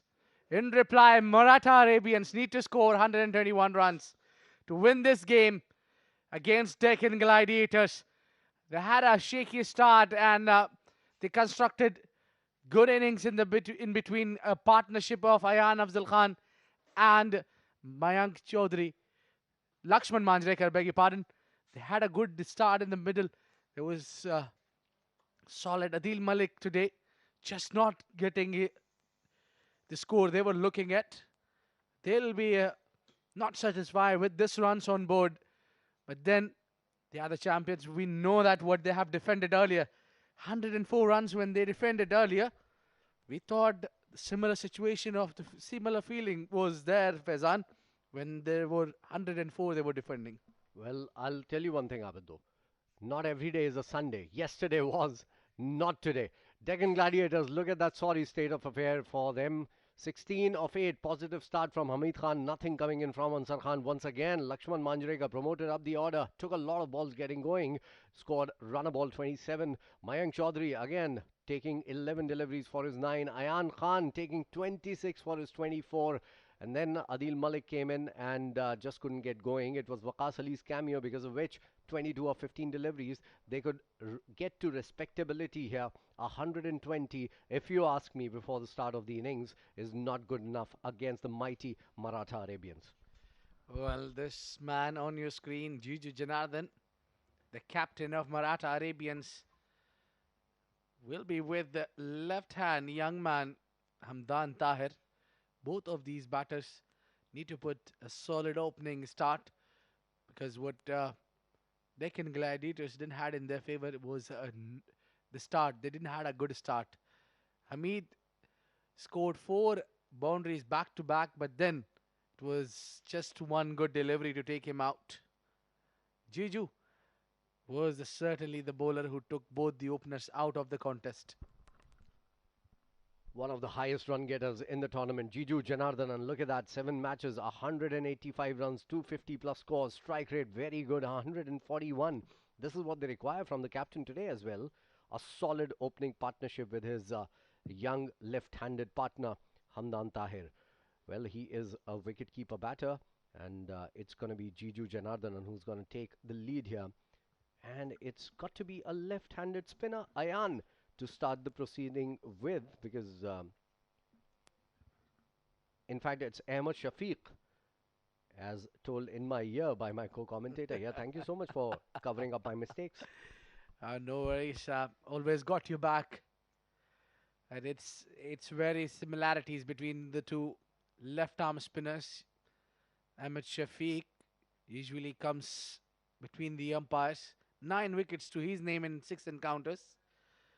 A good economy of 6.5. Here we go. First ball. Outside the off stump and drilled and dropped. Oh my God, it's all happened on that first delivery. It was nicely timed. It was in the air for a long time. And he got a hand to it, I think. Off the mark, Jeju. Not the start he wanted. It was just in the air, not in control. So the wicket has a story to tell. The ball was taking a bit of pose and turn. So it will not be easy for Hassan to chase down this total. For me, I think they need to bat very solid. Absolutely, that is a requirement. You need to come out positively and bat positively, chasing whatever target you are. Sometimes these smallish targets can create that bubble in your head where you think, I don't know whether I need to strike the ball at more than 120, 130 strike rate, or do I need to defend? And this one is defended well by Hamdan Tahir though, and that's a dot ball. So Ahmad Shafiq has started well. Beautiful evening here at Ajman. You're watching the Savior Pay Ajman T20 Cup, powered by Sky Exchange. This one was cut away. Now the left hand and right hand combination will definitely hurt the team Deccan Gladiator bowlers and the fielders. Well, yeah, every time the bowler comes into bowl, he has to change his side, his length, his lines, and that is the problem. This one is beautifully bowled. This one came from the back of the hand, is it? Felt like it, and turned a long way as well. Played towards fine leg. A single, quick single to add to the total. Jiju is going to be on strike once again. 2 for no loss. Ahmed really need to work hard to get the wicket. If he strikes on the very first over, they'll fancy the chances of Deccan Gladiators for winning this game, or defending perhaps the 120 runs. 121 is the target right now. And it is smart batting till now from both the batters.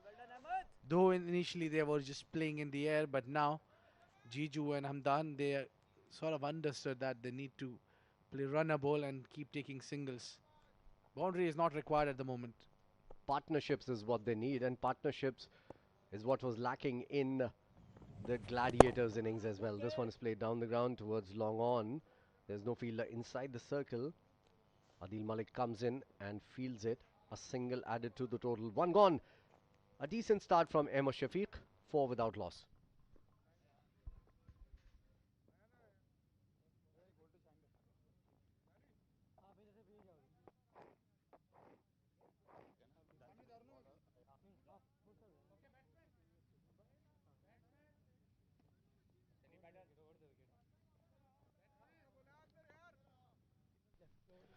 Look at the sun setting beautifully over the horizon here. Nice scenes, twilight, and all floodlights on at the Malik Cricket Stadium here in Ajman. We are coming towards the culmination of this tournament. Today is the first big semi-final. The Deccan Gladiators came into the semi-finals by a whisker last night. They had the afternoon game, And when they scored 103, everyone thought that they were out of the tournament, out of reckoning. But Deccan Gladiators had different plans altogether. Today might just be the day that they can pull it off again. It's going to be very difficult. Aayan, another left-handed spinner to bowl the second over. And first up, decent delivery. Outside the off stump, asking the batter to drive him down. Played it back to the bowler. Another dot ball. So 2 left-handers been introduced with the new ball. Aayan Afzal Khan and Ahmad Shafiq. Seems like the conditions are favouring to the spinners, and that's why MGM kept both the attacking bowlers with the left arm spinners into the play. And Aayan is more of a, he's more comfortable with the new ball, let me tell you this, Faizan. Coming around the wicket to the left, to the right-handed Jiju Janardhanan, who tucks it around the corner, plays towards square leg, thinking of the second run. It was never there. So another single added to the total. We haven't seen a boundary yet in the first 9 deliveries of this second innings for Maratha Arabians. They don't need to do anything silly here. Just keep on going, build up a partnership, and things might just turn out to be on the winning side for them. Next ball, oh, beautiful delivery, and that's a misfield. It's a shame that 2 runs have been scored on this delivery. It was nicely bowled, turned the other way.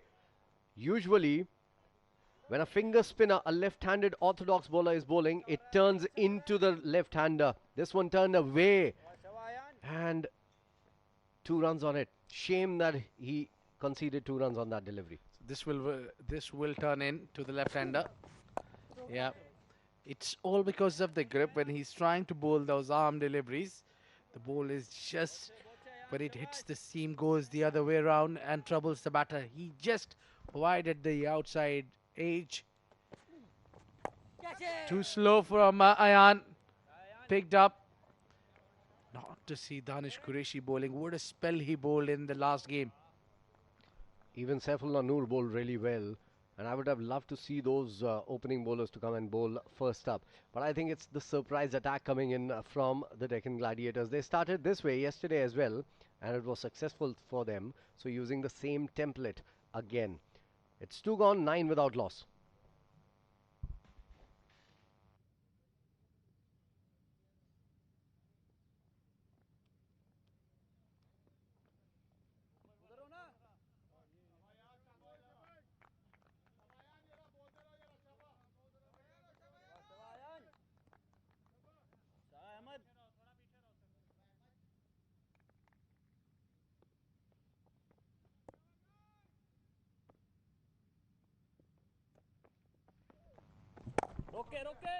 Ahmad Shafiq bringing in the 3rd over here. Played down the ground for another single. So runs coming only in singles. This is a decent start for Deccan Gladiators, I can tell you this. They've been trying to look for that wicket, evading them till now. But if they bowl in the right areas, this is the same wicket where 700 runs were scored in a day. And I can tell you this, that day as well, I said the same thing that I'm going to say today. If you bowl in the right areas, especially a spinner bowling in the right areas, this might just assist you. Well, the reason both the batters are kept quiet is because the spinners are doing so well. It's not easy to hit them out of the park.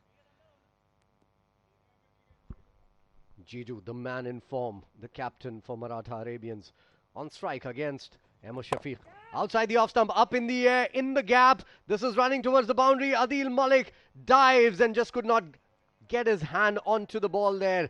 A beautiful 4 to start the proceedings. First boundary coming in from the bat of Jiju. What an effort from the big man. It was too slow from Ahmad Shafiq. Easy picking there from Jiju, but this man, Adeel Malik, has put everything and he's not happy. Yes, that's what he's talking. Bowling too slow and that too onto the slot. He's kept to defend towards the mid-off. He was asking the bowler just to keep it a little bit inside the off stump. It was way too wide for that kind of shot to be played by Jiju. This is more like it. That is the kind of delivery that Adeel, after that 4, was telling Ahmad Shafiq to bowl. Nicely done. It would have been more better if he bowled an arm delivery there rather than straighten up. So because Jiju is strong towards the cover region and he's certainly looking for those kind of shots in the covers. So anything coming into him would surprise. This is better from Jiju. Well, yeah, Ahmad Shafiq now getting the line right. Of course, Jiju is a brilliant batter all around the wicket. So you need to get the basics right. You need to bowl in those areas of uncertainty. Just outside the off stump. Asking the batter to drive on. Nicely bowled. Just back of the length. Jiju was waiting on the back foot. Wanted to go big on the leg side. Changed his shot just at the last moment. The ball turning as well. And played it back to the bowler. So after that 4, this is turning out to be a good over from Ahmad Shafiq. He's given away just 5 in this over. It's 14 without loss. Last ball to come in from Ahmad Shafiq from around the wicket. Here we go. Tucked around the corner. And that is what happens when you bowl it a little too straight. Jiju is a brilliant player all across the ground. All around the ground rather. So that's 15 without loss after 3.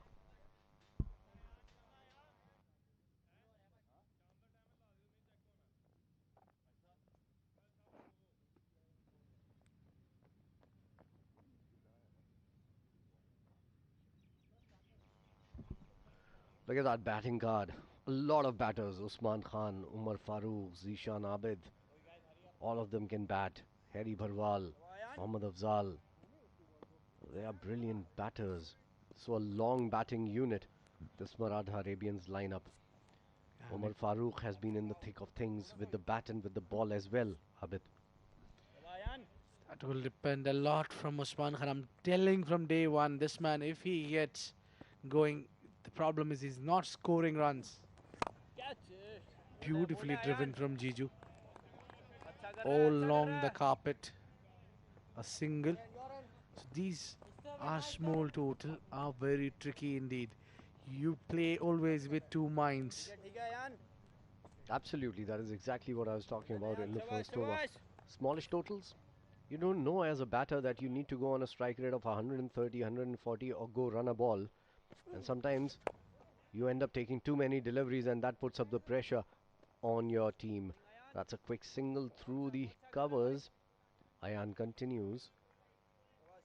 And this is the second single from the second delivery in this over. Coming around the wicket to bowl to Jiju Janardhanan. Aayan has been good. He's bowled really well in this tournament till now. Hasn't picked up all that many wickets. This one is up in the air. Somebody might get underneath it. And it evades the fielder. Just chipped in the air over Ansar Khan. And lucky. Just had enough to pass the fielder from the inside the ring. Closing the face of the blade just a little bit too early there, Jiju Janardhanan. Getting the leading edge. Going in no man's land, luckily for him. 19 without loss. In comes Aayan again. This one is beautifully bowled. And this one is edged as well. Oh my God, it's all happening there. Nothing is working for Aayan. Because if it did not take the bat, it was going to hit, crash into the stumps. Well, let's have a quickly replay there. Oh, lucky there, Jiju. And what amazing bowling it is from the young man, hardly 16-year-old. This is down the leg side. Easy single this time around. Quick running between the wickets. A shy at the stumps. Jiju would have been home, I reckon. But that is turning out to be a decent over coming in for Maratha Arabians. The good thing for them is they still have a 0 in that wickets column. Very good. A partnership building. 13 of 11 for Jiju. 8 of 11 for Hamdan. And this was the 6th run of the over already. Here we go. That round arm action coming in once again from Aayan. Played down the ground and a dot ball to end the over. That concludes 4 overs. It's 22 without loss.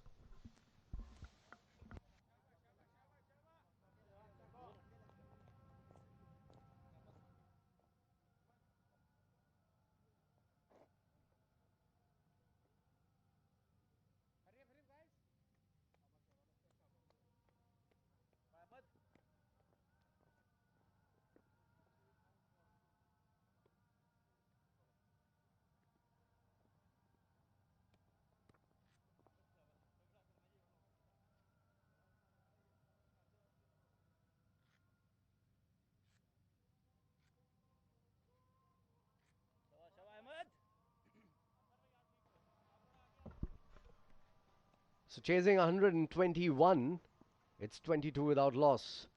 99 more required in 16 overs. This is still Maratha's game till the time they have wickets in hand. Ahmad Shafiq to continue. This is the third over. He's bowling in tandem, and this one is a long hop. Hit powerfully towards mid-wicket for the second four from Jiju's bat. He's not happy, certainly.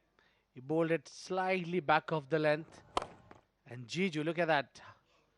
Jumped on his back foot. Heaved it towards the own side. No chance for the fielder whatsoever. Great batting. That's what they need to do. They were just waiting for those loose deliveries, and they are choosing the deliveries to go after. Ahmad Shafiq under pressure. 4 runs of the very first delivery. Nicely bowled. Coming in with the arm. Pitched on that off stump. And impact onto that middle stump with the bat. This is more like it. 26 without loss. 4.2 overs gone. Because Ahmad Shafiq is a very different kind of bowler to Aayan. He bowls slower through the air. He needs to pitch it up. This one is pitched up. This one is driven. Bang! 4! What a shot. Great shot from the big man, Jiju Janardhan. Excellent shot. That is the shot of the match for me. Yes, it was in the air, but calculated risk has been taken. Dispatch through the covers. It's always lovely to see. Beautiful shot. One of the finest shots in cricket. Very photogenic shot as well. Most of the players you'd see would have at least one picture driving the ball through the covers. Shafiq, pressure on him, down the leg side, wide. Easy runs now. Now the Maratha Arabians are running away with it. Jiju especially, 21 of 15 deliveries there. How unlucky you were, Faizan. There were no cameras during your time of play. I am not as old as you think I am. Oh, this one straighten up, too full. Pitching not in line. There were no cameras because I never played at this level. That is the reason why. There were cameras there, Rahul. I promise you. Yeah, you used to get negatives.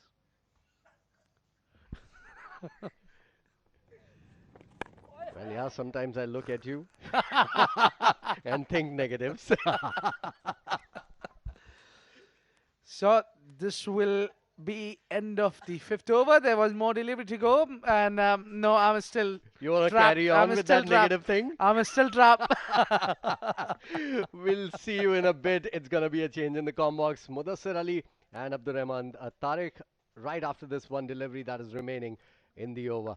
So Ahmad Shafiq to bowl the last ball of the over. 8 of 12. Hamdan Tahir on strike. Ahmad. And this one is tucked around the corner. A single on the cards. 33 without loss after 5. There's the chain that we were talking about. Abdurrahman Tariq along with Mudassir Ali.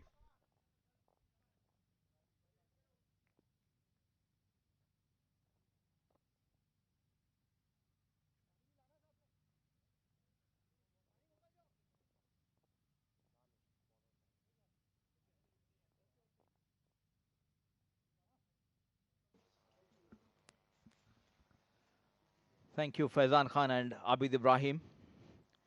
This is the first semi-final being played at Malik Stadium, Ajman. It's AVR Pay News presents Ajman T20 Cup powered by SkyExchange.net. Deccan Gladiators have won the match and elected to bat first, and they have scored 120 runs. They're allotted 20 overs. They were all out in 19.1 over. We have seen the last game, they have defended 104 Deccan Gladiators. A decent start by Maratha Arabians. With me in the com box, it's Abdurrahman. Thank you, Mudassir Ali. Thank you, Abid and Faizan. You can see in the background there the Bangla Tigers players watching on keenly. As Mudassir said, this is the first semi-final. We have another game after this, the second semi-final between the Bangla Tigers and Delhi Bulls. Danish Quereshi coming in to bowl his first over The last over of the power play. Going with the spin twins up front. We saw Danish Qureshi well in the game against the Delhi Bulls. Bowled 4 on the trot. Gave away just 13 runs. And choked that Delhi Bulls batting. Delhi Bulls took it lightly and they suffered a loss against Deccan Gladiators. This time coming into the left-hand batsman Hamdan Tahir, a shy at the stump by Ansar Khan. Bit of confusion between Hamdan and Jiju. A decent start, but couple of wickets. You never know. Deccan Gladiators will be back in this game. Yeah, they need wickets, DG, and they need them quickly. The equation is very simple. 88 of 88. A runner ball needed. They're going at a runner ball as well. Outside off stump, and he's edged it. Well, this is why I was questioning the use of Danish Qureshi. Should have attacked. Should have taken the second over, in my opinion. And a wicket falls right at the edge of the power play overs. Batting was continues for Hamdan Tahir. And this time, the talented Danish Qureshi, the fast bowler, getting first break through for his team, is 33 for 1 after 5.3 overs.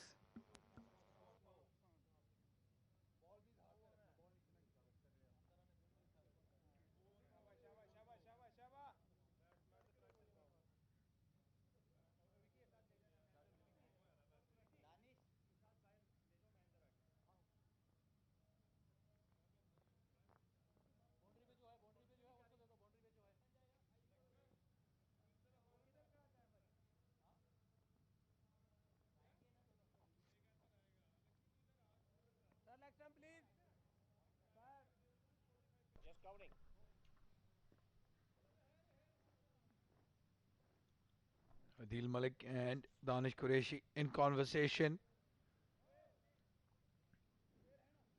Danish Qureshi again picking up a wicket. He's been the best bowler for this DG side, especially in the power play, which is why again surprising the tactics to use the two left arm spinners up front. A smart thinking bowler Abdur Rahman. Starting 2 deliveries were coming in for left-hand batsman. The third delivery, it was away, taking the outside edge of Hamdan Tahir's blade. The new batsman is Usman Khan in at number 3. He's had a very poor tournament according to his standards. One of the few players you can say of international pedigree. Represented the Quetta Gladiators in the PSL. Were playing for Sindh in first class. Just soon after that, almost drafted by the PCP as well.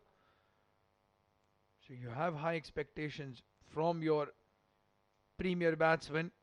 It's been Jiju Janardhanan who's been carrying this team on his shoulders with bat, with ball in the field. Dasar Ali had brought up that topic of Umar Ali and Jiju Janardhanan captaining their teams for the first time and leading from the front, both of them hooping in swinger.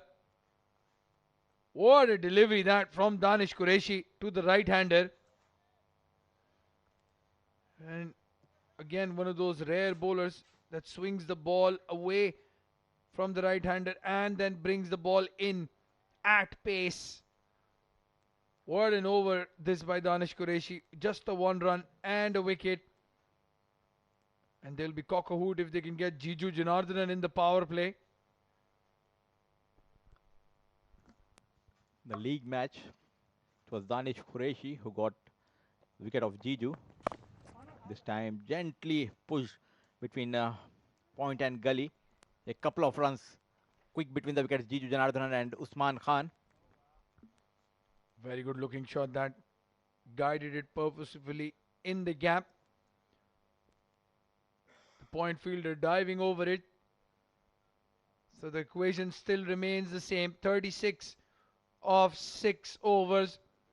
They need to run a ball. These are our broadcasting and streaming partners. Cine Blitz, IMHD TV in the UAE, Total Sports Afghanistan, Iran, Georgia and Pakistan.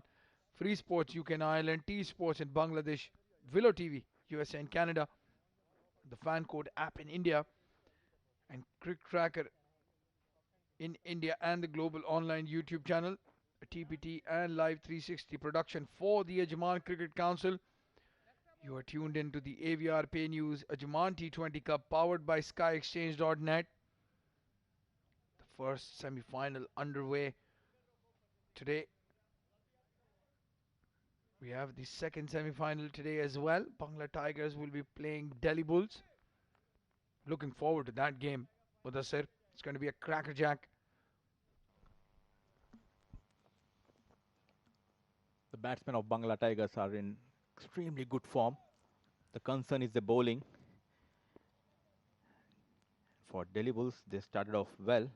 But last couple of matches, the batting and the bowling as well as the fielding struggled a bit.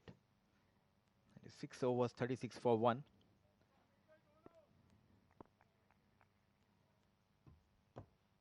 It's a runner ball, but you need to play your normal cricket here. Bad balls need to be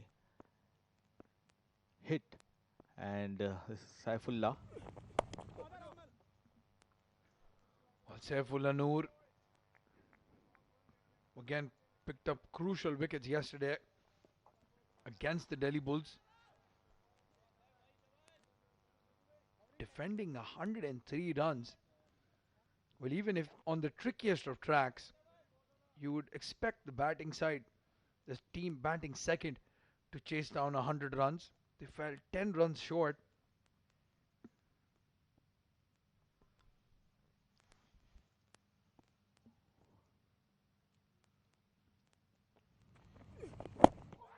This time onto his pads. The ball going towards the fine leg. And it's a leg bye given by the umpire. And it's completely different wickets here in Malik Stadium compared to the Eden Garden or the other grounds nearby. A very sporting wicket for both the batsmen and the bowlers. You need to be technically sound to score runs on this wicket. There are not a lot of batsmen in the UAE that are technically sound. A good term there by Mudassir. Usman Khan is one of them. He's just not been in the groove at all in this tournament. Could this be his day? An aggressive shot, charging down the track against the left armour.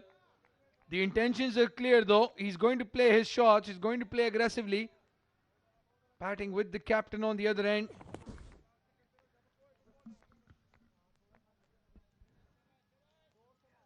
They need to get those odd 20-22 runs very quickly to get this pressure off Usman Khan and Jiju Janardhanan. They're fighting the mighty gladiators. They're putting all the efforts.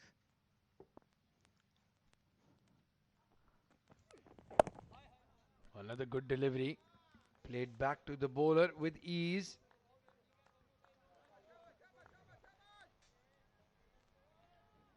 Usman Khan and Jiju Janardhanan just need to get maybe a 25-30 run partnership. Ease the nerves a little bit in this Maratha Arabians lineup. Again, a lot of batting yet to come. They've got Muhammad Afzal, Tanveer Junaid, Umar Farooq. All of them very capable with the bat in hand.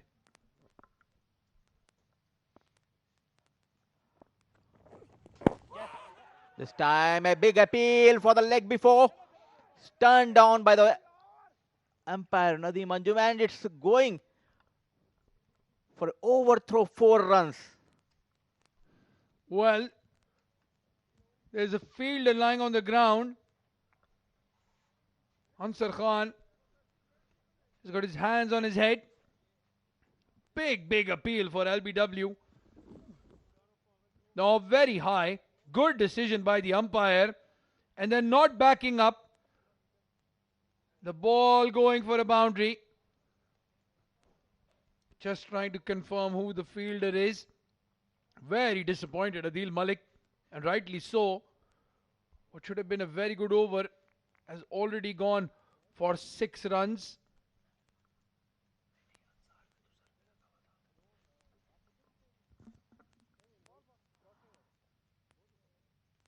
Shy at the striker's end. I think There it's was no- Waqas Ali. Well, that's it. I think it's Waqas Ali who's injured himself. Just still trying to confirm who it is. Jawad Ghani is the 12th man. Very surprised to see him not play a game. Jawad Ghani, especially when the DG side was struggling with their batting. Aggressive opener and right arm medium pacer who swings the ball a mile. At last, good to see him on the television. He has been playing cricket in UAE for more than 10 years. He got an opportunity. Normal service resumes. Again, a very good delivery, but this is a good over. They've gotten the 7 runs they needed. Saifullah Noor is still asking the umpire to give him LBW. 43 for 1 now in 7 overs. That's Mr. Saifullah from the Ajman Cricket Council.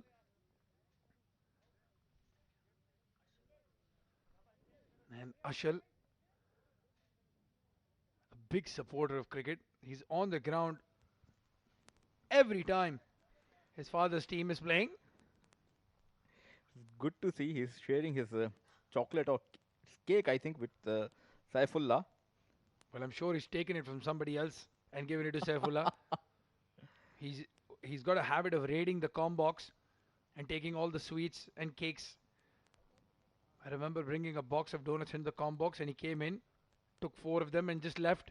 Didn't ask, didn't say thank you, just walked out as cool as Ashal.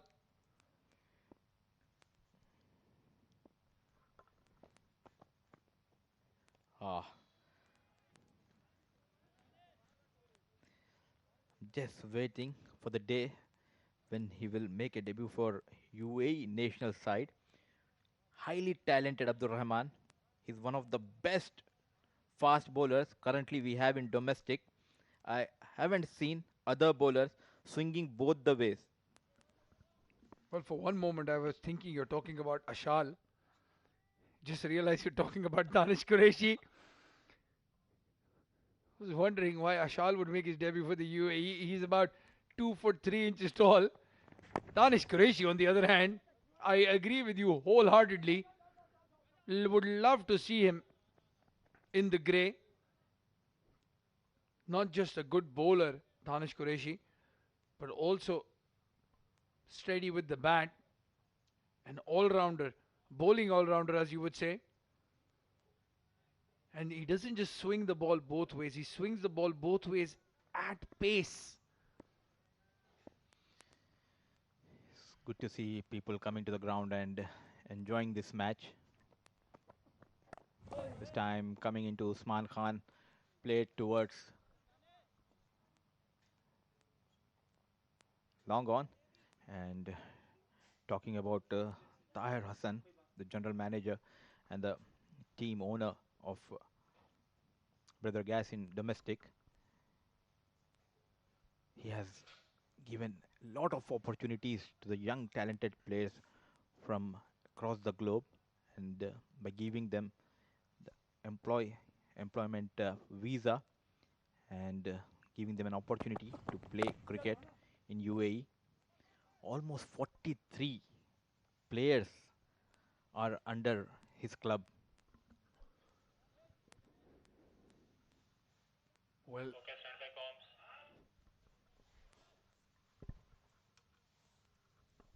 the opportunity to play in the UAE is something that everybody looks at, and add on top the opportunity to work for a company as well and then play for them hats off.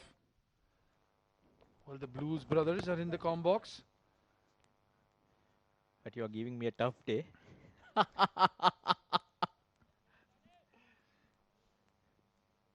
I'm sure that conversation you and I had at the toss is going to go viral if somebody sees it. Mudassar Ali and I have not gone to the same barber, I can tell you that for sure. His barber is very much expensive. Can't afford him. Look at that straight beard line right there. Look at this. Absolutely perfect. Danish Quereshi. Oh, what a swing and what a shot by Jiju Janardhanan. Unbelievable. There was a whooping in swinger and he just guided it nicely down to mid-wicket for a boundary. Lovely shot. Oh, this is class. Master stroke, flick of the wrist from Captain Jiju Janardhanan, coming into the right-hand batsman. Dispatch for 4 runs. That brings 50 for Maratha Arabians. After 8 overs, 52 for 1.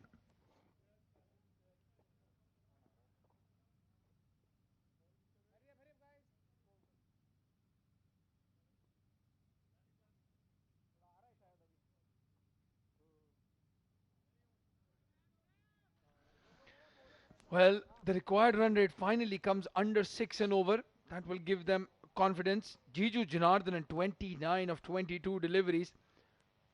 So again, going back to that conversation about the wickets and playing on the wickets, you have to be technically correct. You can't just throw your bat at everything and expect the runs to come. The days of playing on cement with the true bounce are over, my friends. These are the big leagues. Coming down the track. No way he can stop this. Jawad Ghani, ball racing towards the boundary, towards the deep point area for a beautiful 4 runs. And again, another technically correct batsman, Usman Khan, using his feet against a fast bowler. Look at that shot. Past point, racing away. Jawad Ghani had absolutely no chance of stopping that. Back-to-back boundaries now for the Maratha Arabians. They're getting a move along. Run rate, required run rate, net run rate, not an issue here. Just need to chase that total down and make it into the finals. Once again, making room for himself this time. Jawad Ghani comes from the deep.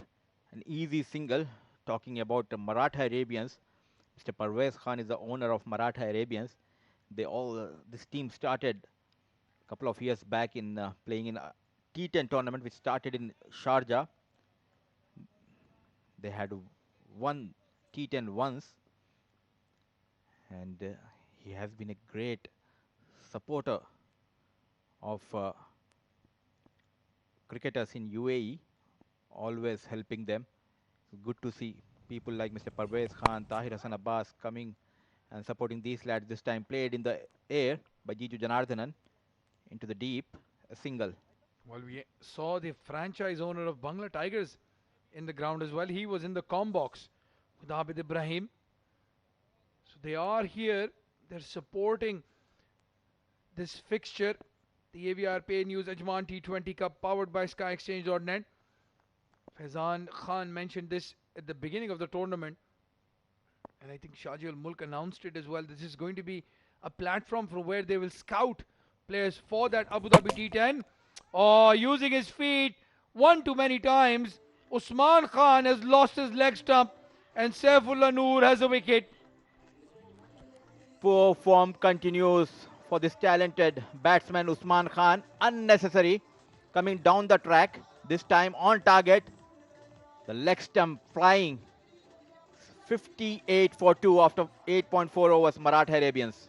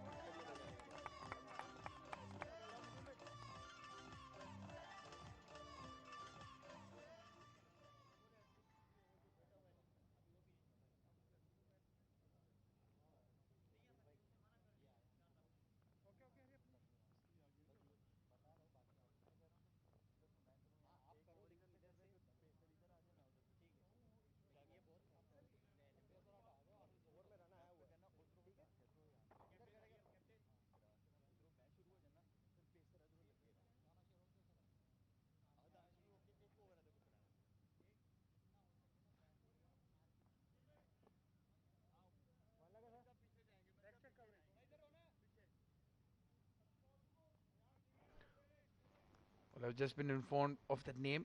It's Yasin Chaudhary, the owner of the Bangla Tigers franchise in the Abu Dhabi T10. Afzal Muhammad now coming in, 150 runs in the tournament.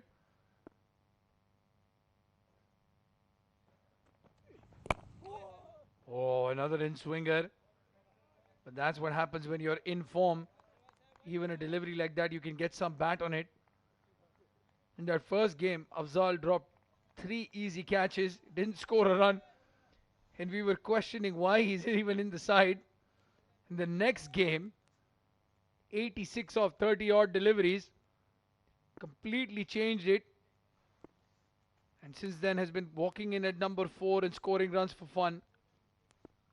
A very rash shot played by Usman Khan, which opened up a window for Deccan Gladiators. Lucky here, taking the inside edge, going towards the fine leg for a couple of runs. Malik, Ghulam, Mustafa the fielder. And easy 2 runs. It's good to see all the franchisee owners coming all the way from Dubai and supporting the game of cricket. After 9 gone, it's 59 for 2.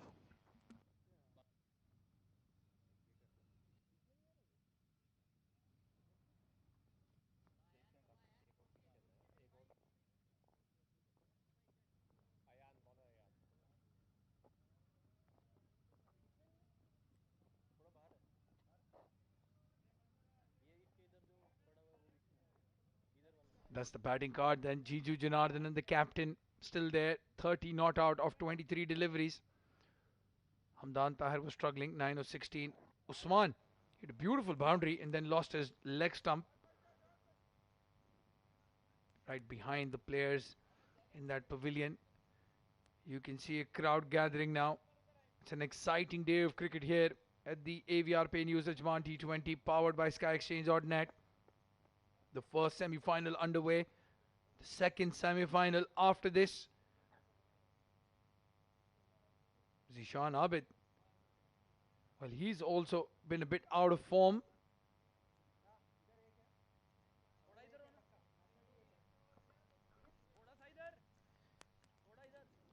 Recently got married, Zishan Abid. Poor him.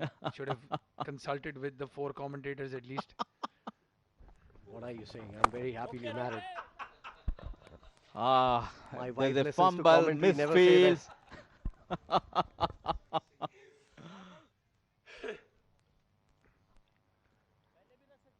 They are chasing only 121.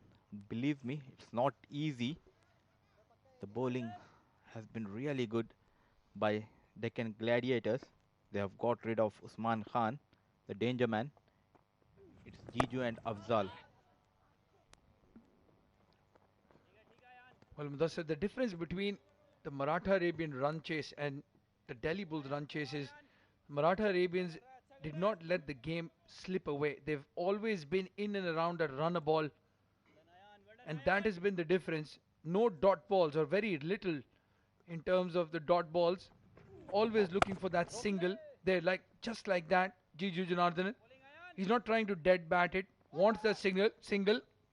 Should have been 2. Even Afzal, he only faced 3 deliveries, but he scored the 3 runs. And that's the important part here, because as soon as the bowler then makes a mistake, that 4 run, 5 run over becomes a 7, 8 run over, and that's where you're on top. Aayan Afzal Khan into his 3rd over. It's Muhammad Afzal on strike this time. Gently pushed towards the cover this time. Good fielding. Very quick on the ball. Malik, Ghulam, Mustafa. Couple of big hits. And they can take the control of this match. Maratha Arabians. This time played on the back foot. In the gap. They could have taken 2. He's a bit slow there.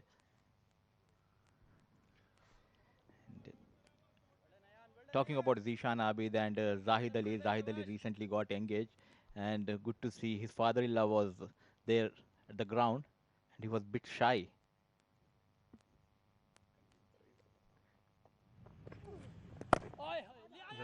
Last delivery of the 10th over. Single taken. And Mudassir, you just mentioned Zahid Ali's father-in-law. I remembered a joke. It was by none other than Mr. Mufti Mank. He said, when you get married, there's the father-in-law, mother-in-law, sister-in-law, and the wife, she is the law. 65 for 2. 10 overs completed. A change in the com box will be Faizan Khan and Abid Ibrahim.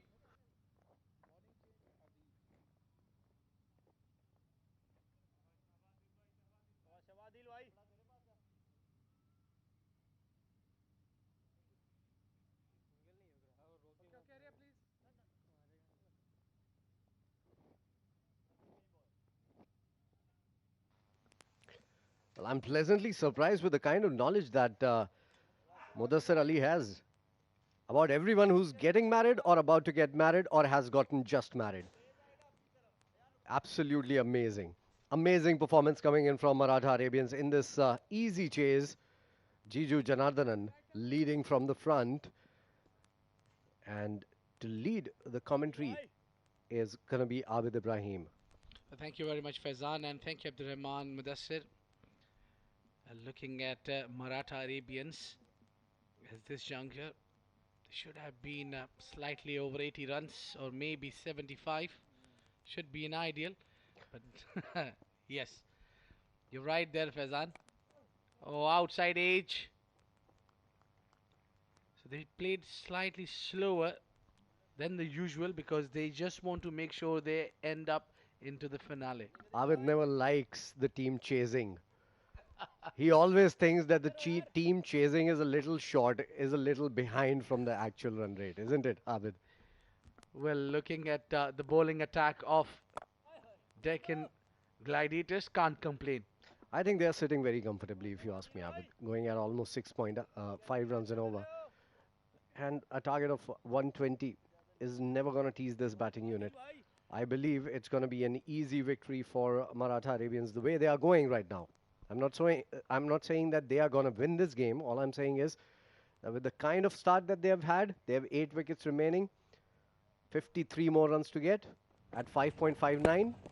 Easy peasy. Well, definitely. That looks easy, but it is certainly not because there's a massive bowling, strong bowling unit of Deccan Gladiators they are up against. And Adeel Malik, see them?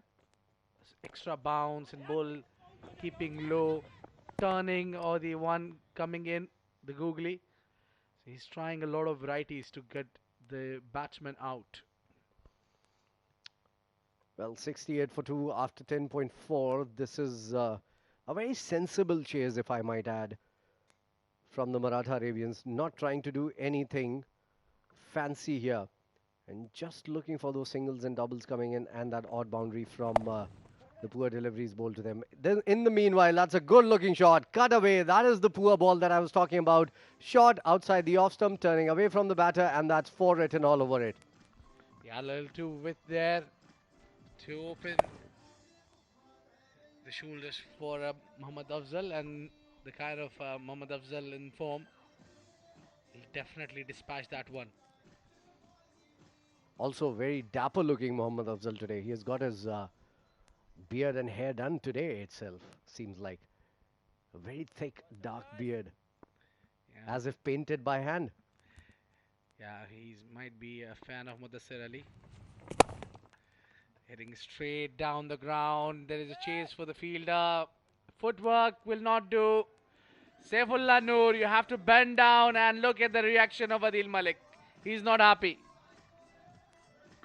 That concludes Adeel's first over. It's 8 runs. Mind you, 11 runs of the over rather. And things looking very smooth for the Maratha Arabians. Poor work. Should have dived and brought his body behind. 11 gone, 76 for 2.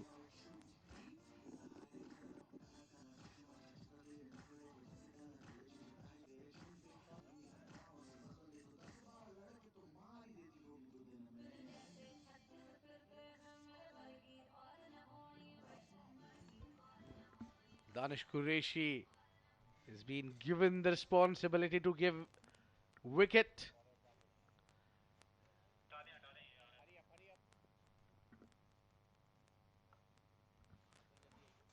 Danish Qureshi bowled really well yesterday also. Some fiery spells coming in from him yesterday. Didn't pick up a wicket but bowled really well. Today also he has given away 11 runs in his 2 overs and picked up a wicket. Yeah, that's the man. Abid Ibrahim believes in negatives. And that's the man, Faizan Khan, believe in positives. Yeah, it was just the last session we had together. Get over it, Faizan. Well, I'm not getting over the fact that Afzal has got the time to actually get his beard and hair done. I haven't. Solidly behind it, Gigi Janardhan. I will not be surprised to see you tomorrow with the beard and nice shape of beards and a new haircut. Trust me, I haven't got the time yet. I wanted to go today itself, but didn't get time. Nonetheless, 76 for 2, 11.1 gone. And we've seen a lot of players with those stylish haircuts and, you know, those nice trimmed beards in this tournament till now. We'll talk about that in just a little bit. Nicely tucked around the corner by Jiju Janardhanan. And an easy single as the bowler, Danish himself, chases it. And a single added to the total here. So it's 78 for 2 after 11.3 overs. Danish has bowled really well. I'm surprised actually with a bowler like Danish. Why don't you bowl him up front rather than giving your spinners the opportunity? Because Danish can swing it both ways and he's a strike bowler. I was surprised he was not coming in with the new ball, especially when he can be really troubling the batters. Exactly what I'm talking about. Anyway, Danish pulls it away nicely in front of square. No, behind square rather. And this one is played towards square leg. There's a fielder there. But beautifully timed shot for a single there from Afzal. 78 for 2. So we've seen a lot of different hairstyles and different styles of beards. And cricketers have always had a lot of swag, isn't it? Be it at the domestic level, be it at the highest level. You see the Virat Kohlis of the world, you know, with a beard change every time. Well, last time I remember Virat without beard. He looked like young boy when he was actually young, pretty young. Absolutely. He came with the big boys and grew a beard right away. Also, look at Adeel Malik with that thick, bushy beard of his. Very nicely, neatly trimmed all the time, though. A very sweet gentleman to talk to. Also, Afzal has come in with, you know, he's darkened his hair, beard hair as well. Also, there's one man, Shiraz Pia. Yeah, I was You just can see him in the ground and you can spot him from 1.2 kilometers away. I was just coming to it. We did not talk about Shirazpi. How can we miss him? With a very strange hairstyle. Exactly like Afzal's helmet color. Now they were not at this color when he got them done early. It's just with the time passes, the color of his head changes. Yeah, that's the Desi connection. This happens with us Desis, no? Yeah.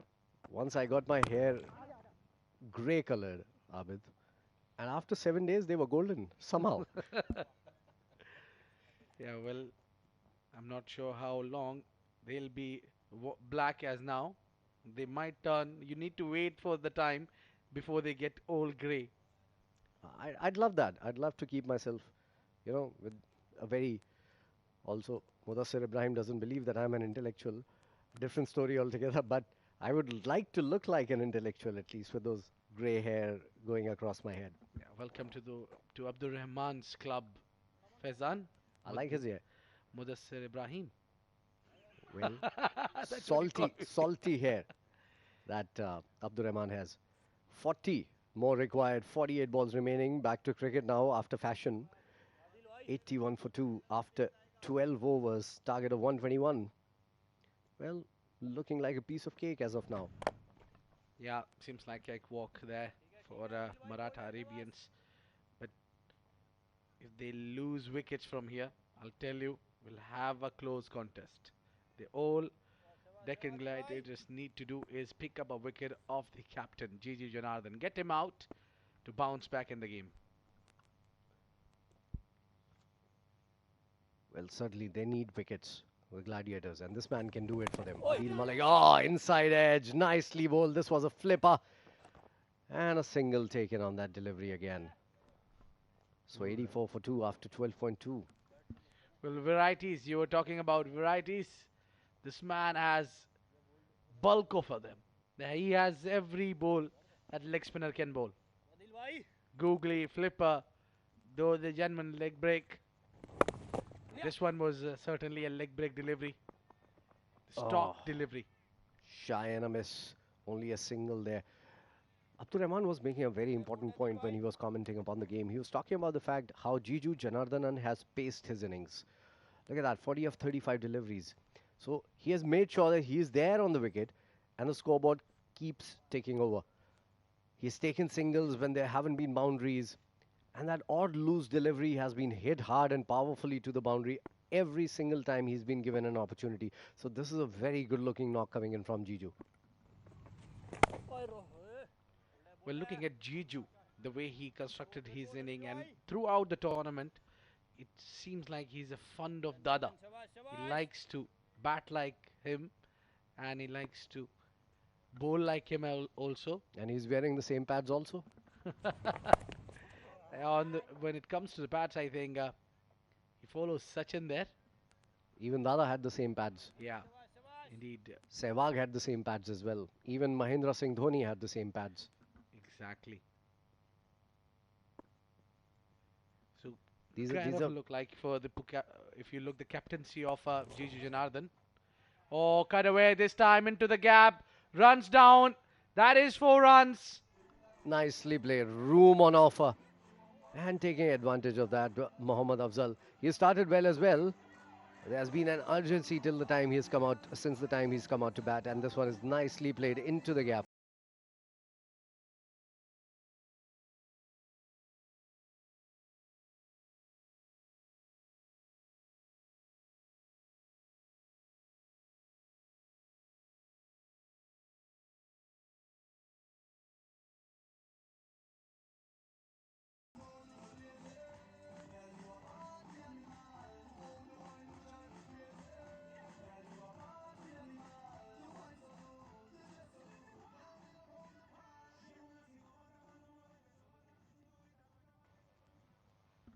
So yeah, talking about the pads once again, as Jiju is gearing up to face another one. Adeel has been expensive. He's the premier bowler for this side, as in comes Danish to bowl his 4th over. And this is going to be the last over from the strike bowler, picked up a wicket. In comes Danish. Shot, pulled away, nicely done. But there's a man at mid-wicket and it goes straight to hand. This is where Jiju has been really good, looking for that loose delivery. 89 for 2 after 13.1. This is a good chase. Nice chase coming in from Maratha Arabians. We were talking about the pads of Jiju Janardhanan. There's one thing that is very special about these pads. These are very light compared to your regular pads, because the kind of material that is used in them. And Sachin Tendulkar used to get them specially made for himself. And that caught on from there. Saurav Ganguly came in, MS Dhoni, Sehwag, all of them actually looked at Sachin Tendulkar. And all these people were very fast runners between the wickets. Dada not so much, but the rest of the three were. Dhoni Is light the one, swiftest, oh, he was even now for that matter. He used to be running line between the wicket. He used to be a bullet. All right, so we have an interview on the sidelines. Let's see who Namrata has there. Once again, a very good evening and welcome back to the flash interview of the second innings of the first match of the semi-final day. And here I have with me is Hamdan Tahir of Maratha Arabians, the under-19 player. Hamdan, please tell us how it has been for you in this league so far. What is your experience, and does it feel very overwhelming because there are so many cameras facing you? We go live on TV every day and there are so many dignitaries who come in and all of them are watching you. And do you feel that there's a lot of pressure about this, or how is it for you? Well, firstly, there's no pressure for me because I've been playing around these players in domestic cricket, and I've played my majority of cricket over here in Ajman, but then playing like such a big tournament over here was never expected. Like like all the broadcasters over here playing live over here. Like you go back home, like open your phone, you just see all the videos coming in. So it's been lovely playing around them, playing around good players. We have like so many big names like around UAE, like good players playing around them is always good. So yeah, it's been a good experience for me. And please tell us, what do you feel about or your thoughts about Ajman Cricket Council coming up with this initiative to have under 19 players in the playing 11 also? How does it feel playing amongst all these experienced players, and some of them are so big in the UAE? Well, to be honest, playing around so many senior players, it's never expected that a junior will get a chance because you have to perform well to get in. What initiative they've taken that you have to make one under 19 player play alongside you is a good decision by them, by Ajman Council. So it's been lovely. Yeah, good experience playing around big names. Thank you so much, Hamdan. What do you think are the chances of your team winning tonight? Uh, Hopefully we'll win, inshallah. So far it's looking good, but you never know. We had a similar game with them. They were batting and we were fielding, so yeah, you never know. It's cricket. All the very best, Hamdan. May the best team win. And thank you so much, audience. Over to the comms.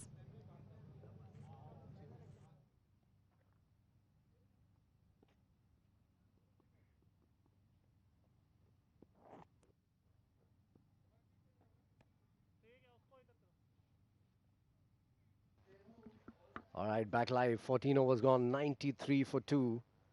And this is like looking like a cakewalk, a walk in the park for the Maratha Arabians here. Jiju, what a leader he has been for this side. 43 of 39 deliveries, going at 6.64 runs an over required. Well below 5 now. This one is up in the air, lands in the no man's area.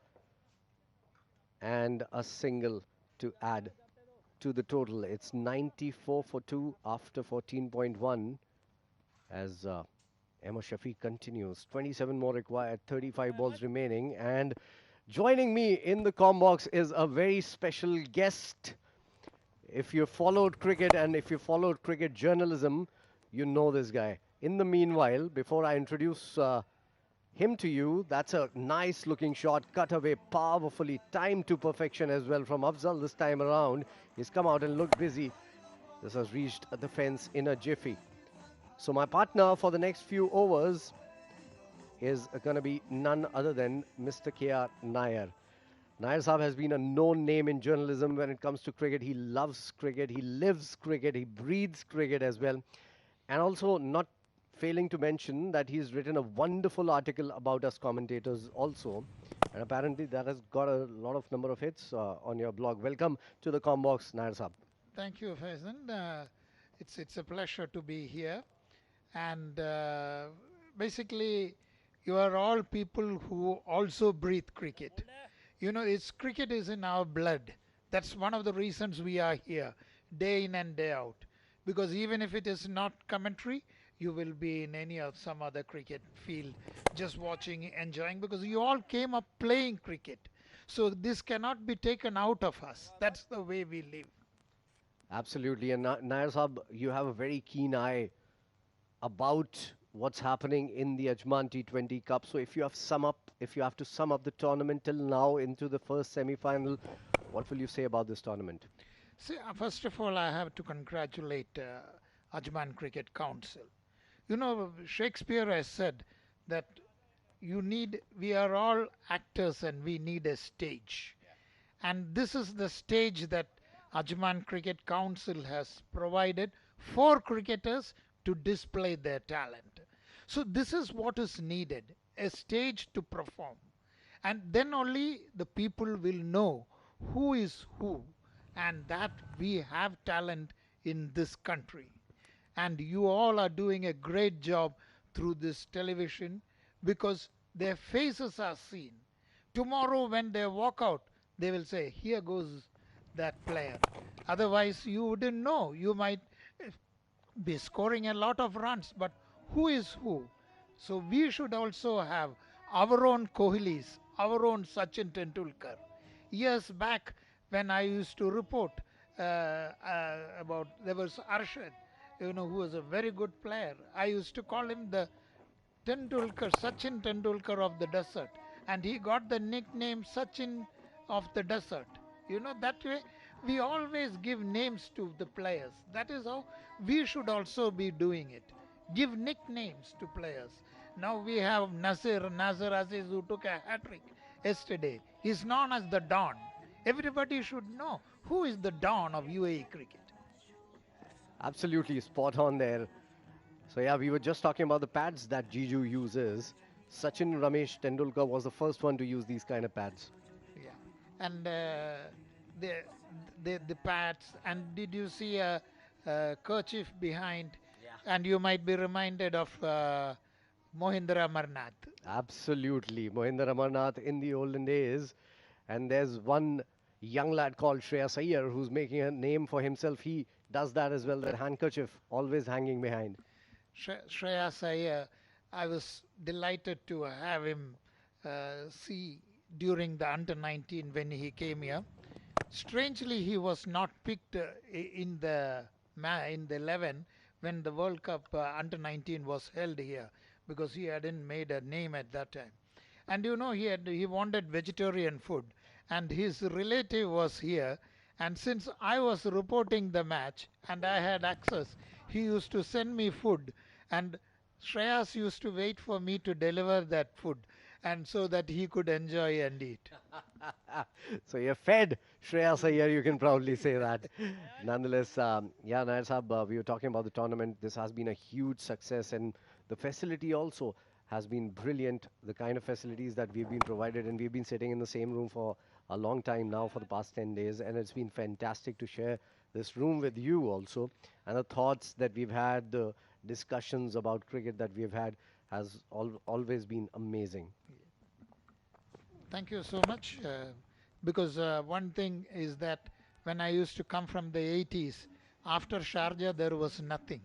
Yeah. And today, can you believe it? A lush green stadium in this place, and more grounds are going to come.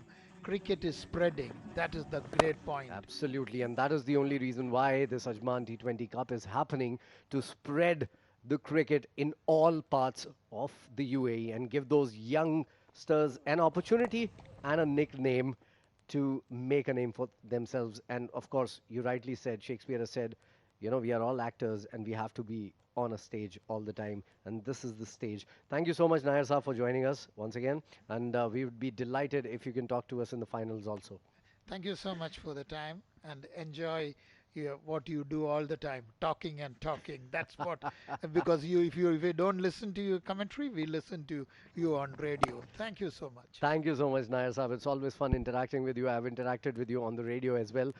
And here in the commentary box sitting with you, it gives me immense pleasure, and of course makes me feel proud as well about myself. Nonetheless, 8 more runs required, 25 balls remaining. I'm going to take a break because I'm going to go for the presentations. It's going to be Abid Ibrahim in the comm box now.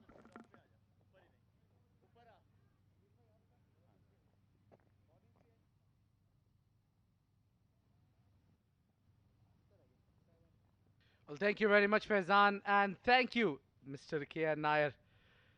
It was great to have you in the comm box. I'm sure all the listeners would have enjoyed definitely listening those magical voice.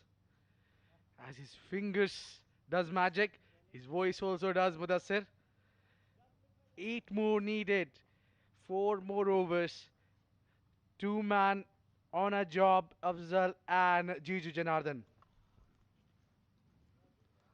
I call him wrist magician Jiju Janardhanan, one of the class players of timing, wrist, master stroke player Jiju Janardhanan, taking his team into the finals of first edition of AVR Pay News presents Ajman T20 Cup powered by SkyExchange.net.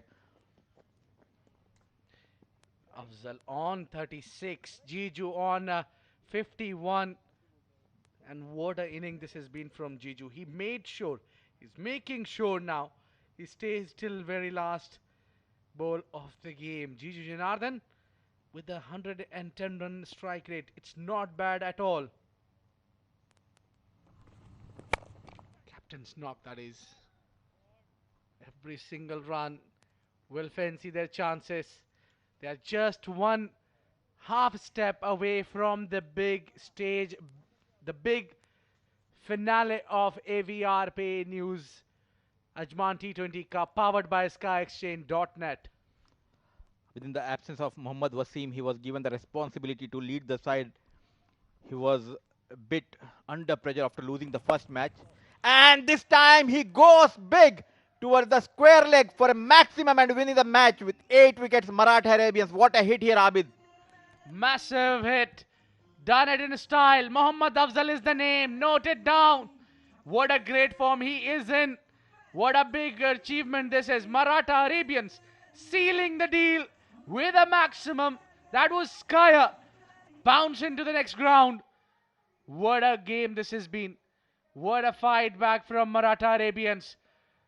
They took Hameed Khan out on the second over of the game where Jiju Janardhan took those two openers out. Since then, Deccan Gladiators have been down and out. They never let them come back into the contest. What is the class? That is the class for Maratha Arabians. And they have qualified for the finale of this AVR Pay News Ajman T20 Cup powered by SkyExchange.net. It was this man on your screen, the captain, Jiju Janardhanan. The first over, they struggled Maratha Arabians in the bowling. The captain comes into attack and he got 2 big wickets. Now with the batting, he scored unbeaten half century and take a bow for Adeel Malik, the way he has led his team. And very happy faces of Maratha Arabian players, Mujahid Amin, Harry Bharwal, the 2 left-arm spinners.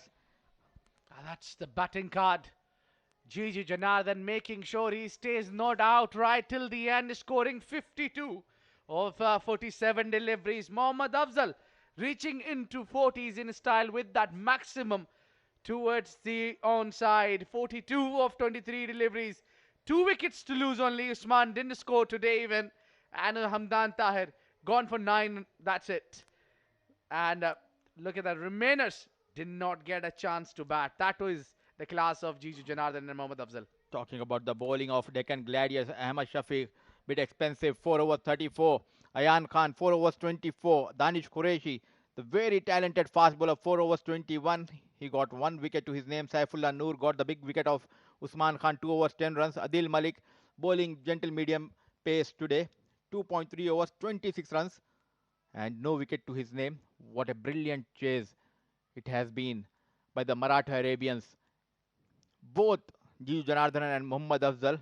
He's a new face in UAE, Mohammad Afzal. And he's making a name for himself. Look at the highlights. What a class. Beautiful drive here in the air. This time going on the back foot towards the mid-wicket region. Jiju Janardhanan. Once again, his favorite area, lofting over cover region. Hamdan Tahir was the first wicket to go. A good catch by the wicket-keeper. This time flick of the wrist by Jiju Janardhanan. Usman coming down the track and playing towards the deep point for a boundary. What a comeback by the fast bowler Saifullah Noor. And from here onwards, it was one show. Jiju Janardhan, Mohammad Afzal dominating against the bowlers. Adeel Malik was wicketless. He was hunting for the wicket. And those 2 batters was sailing all over the park. What a great performance this is. This was the winning shot. And with that, those crackers you can hear outside the ground is a celebration of Maratha Arabians winning this game and reaching into the finale. what a match we had. The toss was won by the captain of Deccan Gladiators. Look at the summary. Laxman Manjrekar was the top scorer for DG. Aayan Khan 24, Waqas Ali 22. It was Umar Farooq who got 3 wickets. That has Adeel Malik and Waqas Ali also. Jiju Janardhanan, the captain, 3 overs, 11 runs, 2 wickets. Hazrat Bilal, 2 wickets, gave away 19 in his 3. Maratha Arabians batting, it was a one-man show. Jiju Janardhanan, 52 not out. Mohammad Afzal, 42, giving him the company. Usman Khan once again failed in today's match. Danish Qureshi, 4 overs, 21, 1 wicket. Saifullah Noor, 2 overs, 10 runs, 1 wicket. Ahmad Shafiq, a bit expensive, 4 overs, 34 runs, Abid. What a chase. And kudos to the captain, the management, the coach, the manager. They brought this unit together. Well, this was what a game we had at the perfect semi-finals that we were looking for, and we have glad to get that first semi-final We have two double headers. The other game is also lined up. There will be this game which will be live in some time. In just a while, it will be AVR Pay News. Ajman T20 Cup powered by SkyExchange.net. Second semi-final upcoming is between Delhi Bulls and Bangla Tigers. This is also one contest to watch. I think this will be definitely that game which gives us thrill, and this will be a thrill contest.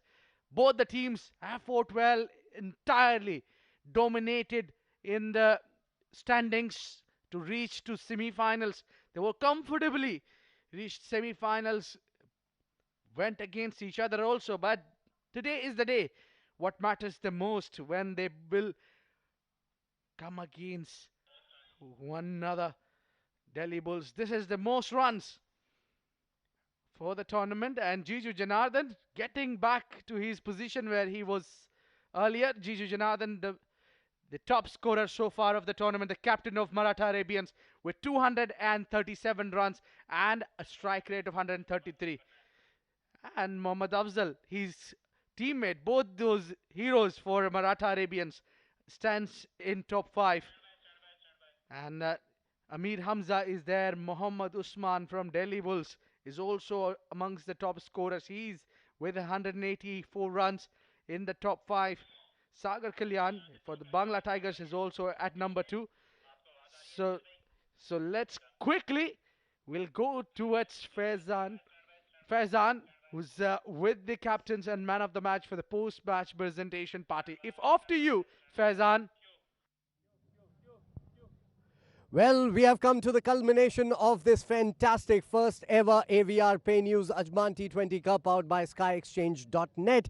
This was the first semi-final, and as we say, the better team won on the day, and it is Maratha Arabians. And thanks to a captain's knock coming in from Jiju Janardhanan, he made sure that he was there till the end of the game to take his team home. Jiju Janardhanan is our man of the match. Before inviting him, of course, let me introduce to you the presentation party. To my left is Mr. Saifullah, who is the director of Ajman Cricket Council, and to his left is Mr. Mahmood Merchant, who's the director of Pacific Sports, and of course Jiju Janardhanan is our man of the match. So let's invite him for his fantastic performance of 52 not out and picking up 2 wickets as well. Jiju came in opening the bowling from the other end, picked up 2 wickets and eventually scored a half century as well. Brilliant knock coming in from Jiju Janardhanan. He's been fantastic throughout the tournament, of course. Jiju, can I have your kind attention, please? Because this was absolutely clinical from you guys. You came out, you restricted them, and then you made sure that you were there till the end of the innings to take them home. So fantastic work from you. Thank you so much. As I wanted to field first on this wicket and I got the opportunity even though I lost the toss, we were good enough to restrict them 120, and evening batting is quite easy on this wicket, and I wanted to stay through because 120 you don't need to hit too many boundaries and sixes. So I tried to stay there and build a partnership, and it worked out. Sometimes it is tricky chasing those smallish totals, right? It is. I have had experiences before chasing lower total and going for runs and collapsing. So this time I made sure that I stay back, and my partner as well did the same. Yeah. Of course, you started the tournament handsomely with 2 half centuries, and now you've gotten another one, and this was a not-out affair as well. You have gotten into the finals, peaking at the right time. It is. I'm happy because before this tournament I was struggling with runs. I'm glad that I've been scoring runs on this wicket. It's a challenging wicket. In the start of the tournament it was a bit of challenge on this wicket. Still, there's something for spinners and pace bowlers, and I'm glad that I'm doing pretty well with runs on my back. All right, congratulations for getting into the finals. Hoping to see another masterpiece from you. Hopefully. Fingers crossed. Thank you so much, Jiju Janardhanan, our man of the match for our first semi-final. The second semi-final is going to happen between Delhi Bulls and Bangla Tigers, and it's going to be up next. We are going to go into the toss in just a little bit. Take a break. We'll be back.